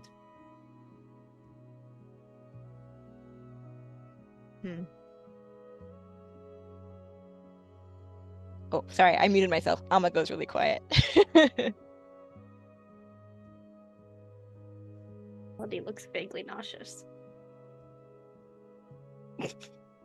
So am I to understand that your grand plan, this grand objective of yours, was to give, and he says the word give in like very heavy like air quotes, this choice to whoever you encounter in whatever city or village you find yourself conquering, trampling, Yes. whether they wanted it or not? It is a choice. And what happens if they choose not to?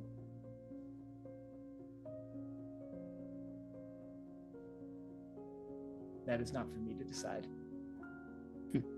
That is for the What sage. would have... The Who's the sage. sage?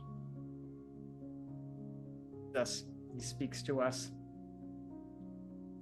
He made us what we are, and we make him what he is.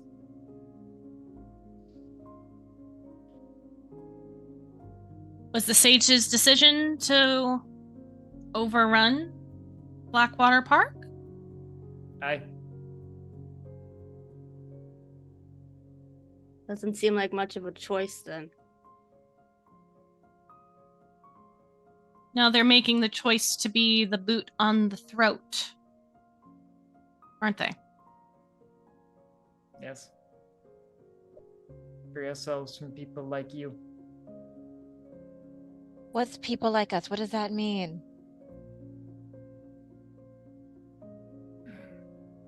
Adventurers. The powerful. What do you think it's like?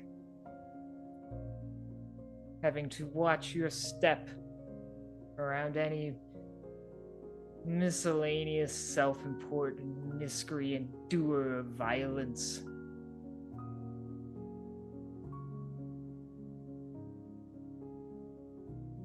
What do you think it's like for us mere mortals? I wouldn't know. I studied for the skills that I have.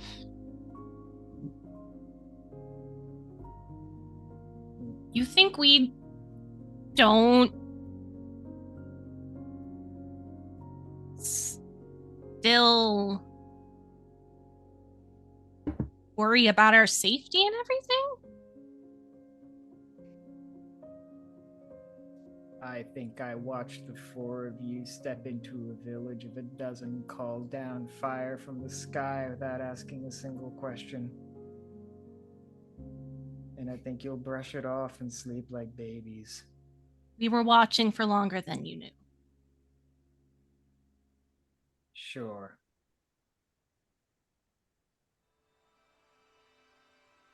You told us, you say to us, we walked in, called fire from the sky, without asking a single question. Did you not see one of your brothers hack into me with a scythe, right? A scythe? With I a did. weapon. I After caused no your- damage. I caused no damage to your brothers. I was attacked before. No, I never dealt. No, I did deal damage after I was attacked. Chanelle-Lize's memory is not good, but Alma remembers, so we'll retcon and say that she remembered that properly. Sure. Your friend marched in here and attacked from the shadows first. You'll forgive us for not. There were. Then that's dozen of on you- me. That's not on the people of Blackwater Park. There was a dozen of you around one person. There were. Fine. Fine. Let now be the time for questions. What were you doing? Oops. What has the Hollow Sage asked of you? Oh, we were talking.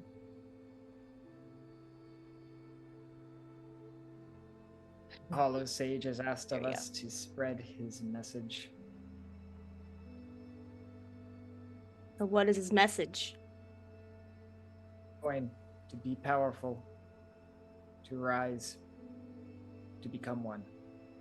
To what end? It's not for me to say. Can we find the one who can say and talk to him? Aye, you likely can.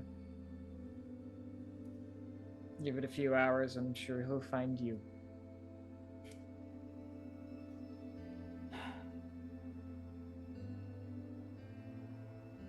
He's with the party marching on Meridian, I presume. He is.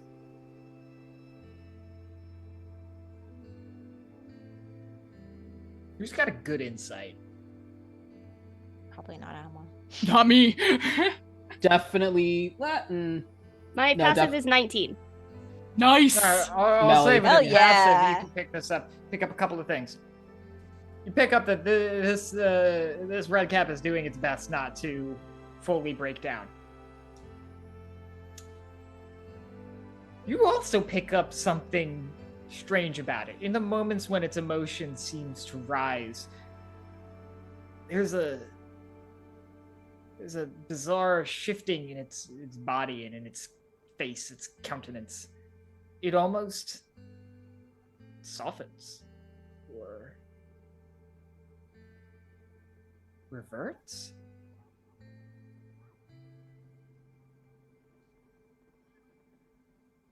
Just as quick as you notice it, it's gone.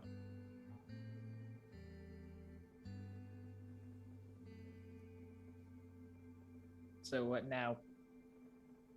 Kill me, leave me to rot in the night with the monsters.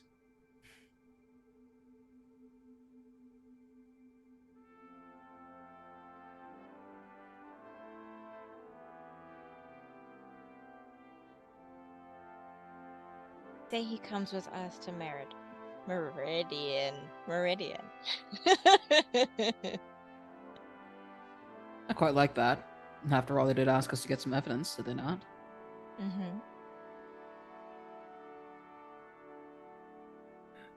Prisoner then. So be it. Unless you'd rather death. Would. That's the problem with these kind of brainwashing.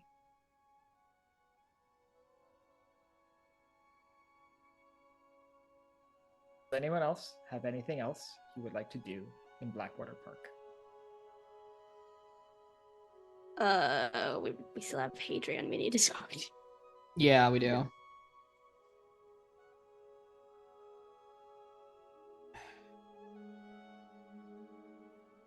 Melody's going over to Hadrian because she wants to murder this person, so better to move away from him. All right. You approach Hadrian, who seems to be slightly better for the wear, certainly than the Redcap. Thank you so much. I have no idea what was going to happen. What is that thing?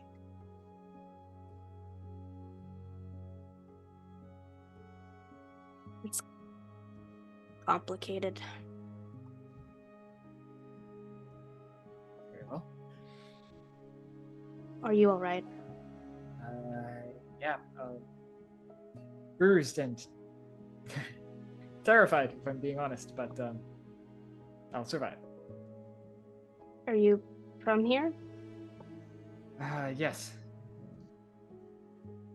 I own an inn. I was responsible for organizing the festival in our little village. That seemed to interest these creatures to some extent. They wanted to capture me specifically. I'm not sure why.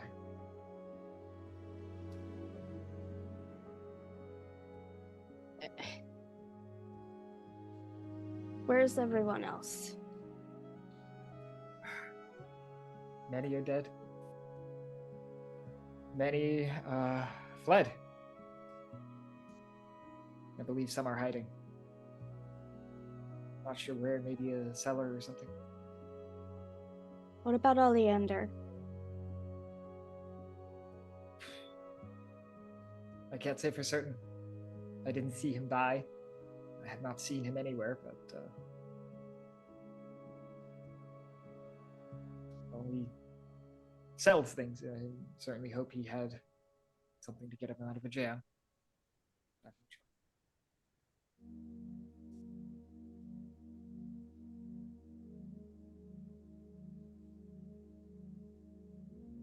Did they say anything to you before dragging you here?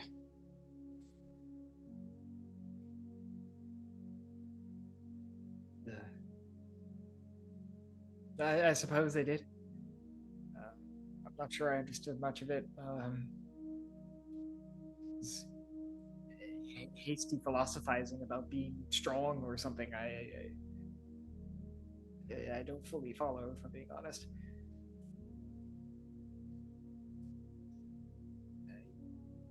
I suppose I don't see the world as they do.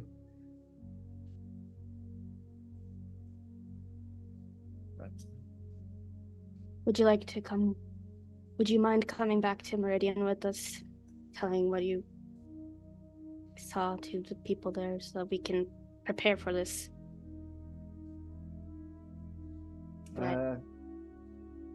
No, I wouldn't mind necessarily. Can we stay and look for others before we go? We were supposed to make contact with Oleander, so we should probably look around.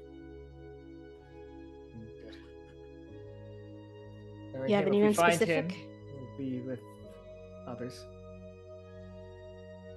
Do you have anyone specific you want to find? Family? I just want to find anyone I can at this point. I can't even begin to take stock.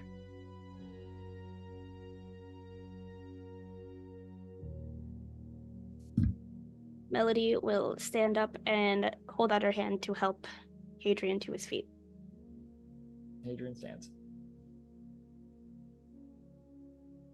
I've never been here, so we might need a guide.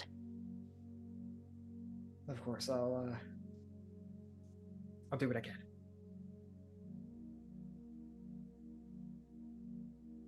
All right, Hadrian begins to show you around some of the various buildings and possible hiding places. We will follow up with the results of that at the beginning of next session. Does anyone else have anything else you would like to do?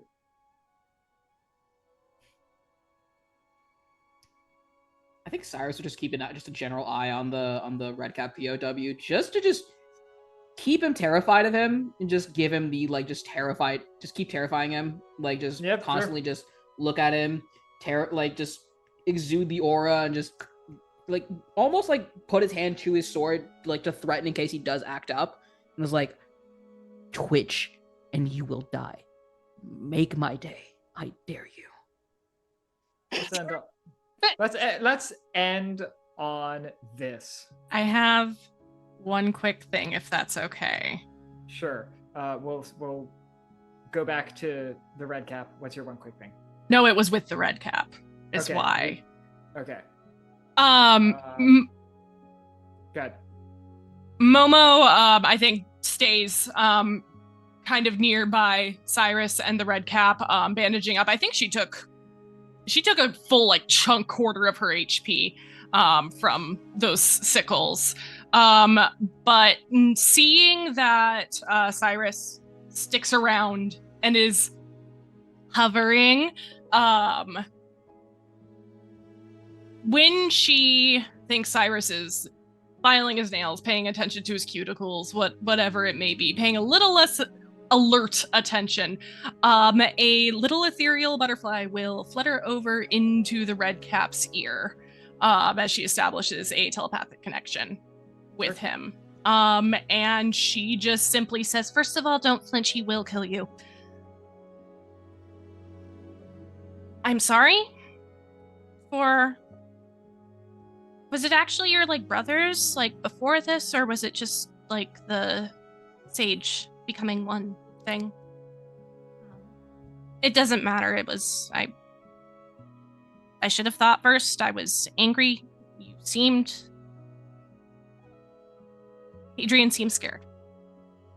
And maybe we should have asked what was going on first, but nobody's boot needs to be on anybody's neck, so whatever. Sorry. Momo, can you roll me a persuasion check? Sure. And Syris, can you roll me an intimidation check? Intimidation check. Cool. Well, pow. Ooh! I'm gonna let you say what you get first, Abby. 18 on the intimidation. Great, that's 18 plus 11 for 29. Thanks to your combined efforts at emotional stimulation, you are able to affect something. It's not clear. Syris, certainly you are a skilled mage. You know what magic feels like intimately. You know what it feels like when someone casts a spell 10 feet from where you are. You don't get any of that. Is weird. It is magic, and it is not magic at the same time. But even so, the red cap begins to shift and lurch. He coughs and spasms as his body almost snaps and twitches as bones break and reconnect in Melody, Amma, something's happening! Unnatural ways. The shackles soon fall off as they are too large for the hands that slowly reform from the raw flesh of a red cap. The cap itself stops bleeding and almost withers into a dry, leafy thing that would crunch underfoot.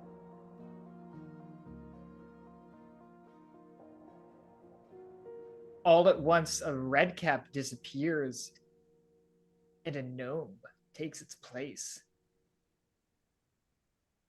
The man before you is unremarkable, normal. He looks at you with every possible emotion that he could be feeling. There is a sadness, there is a rage, there's confusion.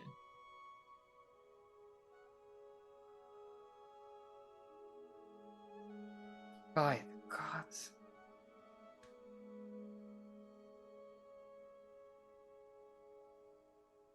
What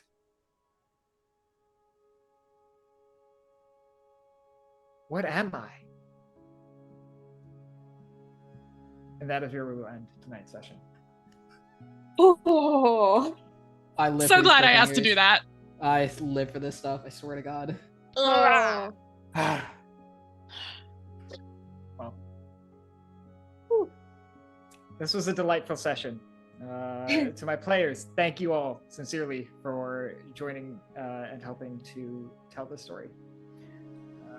And to the audience as well, thank you sincerely for joining us tonight, for donating your time, and for gracing us with your attention. I hope we have honored it as it deserves. We'll now go around quickly, say our goodbyes, our good nights, where we can be found on the internet, if anywhere at all. And then we will hit the road, as it were, and potentially do a raid, depending on what the producers and the channel leaders have to say about that. I will go first because I am already speaking. Hello, everyone. My name is Alex. I have been your GM for this evening, and I have had a phenomenal time doing so. I cannot be found on the internet, aside from occasionally guesting here and occasionally running my mouth in the Sword and Key Discord server, which can be joined, I'm sure, through some Twitch command that exists somewhere. I will likely continue to appear here when I can and run games like this when I can. I have nothing to promote at this time. I will only offer a sincere shout out to my dear friend and phenomenally talented makeup artist at Laura Ann Art. You can find her on Instagram and TikTok using that name, Laura Ann Art. And from there, I believe you will be able to find other socials should you like. With that said, I have been Alex. I have had a joy being here tonight. Players? I can probably go, since we can probably go in reverse order. Let's then. go alphabetical. That also works too, honestly. I'm not saying that because I'm go last next. I'll go first in that case, anyway. Hi everyone, my name is Abhishek. I'm a voice actor, TTRPG AP performer, and lover of all things tokusatsu. You can find me on Twitter at neon_Raiden, and on BlueSky at neonRaiden, no underscore that time. Like I said, I'm a lover of all things tokusatsu, so Super Sentai, Kamen Rider, Ultraman, Power Rangers, whatever. Yeah, I dig it. I dig it all the time. So I love posting about it, and I love posting about AP projects I'm in. Speaking of, you can find me here again on Sword and Key this Sunday for episode 2 of Cursed Captains of Cthulhu, where we are also raising money for Lambda Legal. So come check it out. It's very fun, especially if you like Eldritch Horror and pirates. So yeah. That's basically it for me, I guess. Yeah. Well, if we're going alphabetical, that means me next. Hi, I'm Bree. You can find me on Twitch and BlueSky at Bree is on Fire. I forgot to say that earlier. That's my bad. I am a TTRPG performer. I do voice acting, video editing, professional stagehand, lots of other things. I have had so much fun playing today, and I look forward to the rest of this game. It was so much fun playing with you guys. I don't think I have anything to promote, but I'll take this moment to promote the rest of the Sword and Key Pride charity stream, because they have so much stuff planned and it is so cool. And I've been hanging out in chat even though I haven't really spoke much for everything, and it's been fun to watch. So yeah, thank you for having me. Guess it's my turn. Hi, my name is Chanelle-Lize. I am a visual artist educator, an actual play performer, and an aspiring writer and voice actor. You can find me at linktr.ee/ChanelleLize. I believe the link is in my bio in chat as well, if that's difficult for you to spell, and my name is long. And regarding plugging things, well, on my Linktree, I try to keep it pretty updated with all of the streams that I have coming up. And most notably, I have 3... Oh. Bree, I'm blurry and trying to fix my focus. I'm so sorry. No, but I said 3 as I saw your fingers come up, and I was like, hey! how did you I'm know? Thanks for getting Bree. That's wonderful. I have 3 streams coming up that are Pride Month streams, and they're all charity. Well, 2 of which are charity streams. One is a fundraiser stream, and the fundraiser stream is the one that's coming up earliest. It's on June 19th. On Juneteenth, it is a all black players, all black everything. Juneteenth fundraiser happening over on It's Always Amani's Twitch channel. And you can find me at 6 p.m. Eastern Time playing City of Mist. There's a really awesome lineup of people that genuinely my jaw dropped when I saw that some of the players that were in other games, because I was like, what do you mean I'm in the same, playing in the same day at the same channel as you? What? So yeah, definitely check it out. And all the other deets are on my Linktree for the other streams. I'm not going to take up too much time and read all of it, but yeah, check out my Linktree. And I'm Rosalie. You can call me Rosie, Rose, Rosa. Any nicknames are fine. I chose a name that could be shortened for a reason. I love nicknames. I use she, her pronouns. You can find all my socials linked at rosatyrs.card.co, ROSATYRS, like Rosie and the little goat folk, and you smush them together and you get Rosatyrs. That's also my handle on every single social media platform. I try to make it easy for y'all. I am a cast member on Tabletop Tailspinners Network primarily. I play Sage in Magnificence, a long-term Dungeons & Dragons 5th edition dark fantasy podcast. I play a character that is very, very different from Momo. Her name is Sage. She's a bitch and I love her. Pride Month streams, I've got a bunch of them coming up on... Of course, we have next week here, still raising money for Lambda Legal. Records for the Realms, I will be raising money for Trans Lifeline. This coming Monday, playing You Awaken in a Strange Place with GM Jocelyn. We are going to be playing Castaway on the Game Master Monday Twitch channel on the 26th, raising money for, oh my gosh, I can't remember the name of the charity off the top of my head, but it's helping people who are in need of legal assistance in LA currently.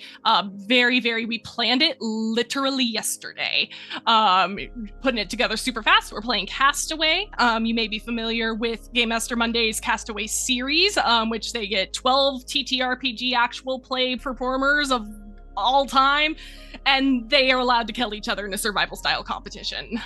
Very fun. We are playing Castaway 0. We are the interns who had to test out the game show before it was a game show. Yeah, check out TTN. Also, Crit Awards. I am not nominated for a Crit Award. I'm not going to tell you to vote for anybody in the Crit Awards, but I am going to tell you to go vote in the Crit Awards. Check out the people who made finalists. There's a lot of really incredible indie TTRPG AP community people on there, and put in your vote. Yeah. All right. I forgot about that. Thank you. With that, we're going to quickly run through the upcoming schedule for Sword and Key, and then we will bid you all a good night one final time. Tomorrow at 5:30 p.m. Pacific, we have Under Blue Moon, which is a build as a summer pride slasher, which I am excited for. At 3 p.m. on Saturday, we have the Sword and Key flagship game, Horizon's Call, which is always an absolute blast to watch. Sunday at 10 a.m., there's the penultimate episode of Tales from the Loop. Sunday at 3 p.m., there is Cursed Captains of Cthulhu. Monday at 3 p.m., there's Fragments of Loss, a Rangers of the Broken World game. Tuesday nights at 7 p.m. is Gate Night, a Baldur's Gate 3 co-op stream. And then Wednesday at 4, these are all Pacific times, by the way. Wednesday at 4, we have the finale of Pride and Wrath, this here Humble Endeavor. And with that, we are, according to the channel deities, going to be rating Gona, I believe. Rating Gona Hawking, who is a delight and a friend of the channel. And so with that, stick around if you want to see some cool tabletop-related content. And for the 5 of us, we will be heading out. Good night, y'all, and happy Pride. Happy Pride!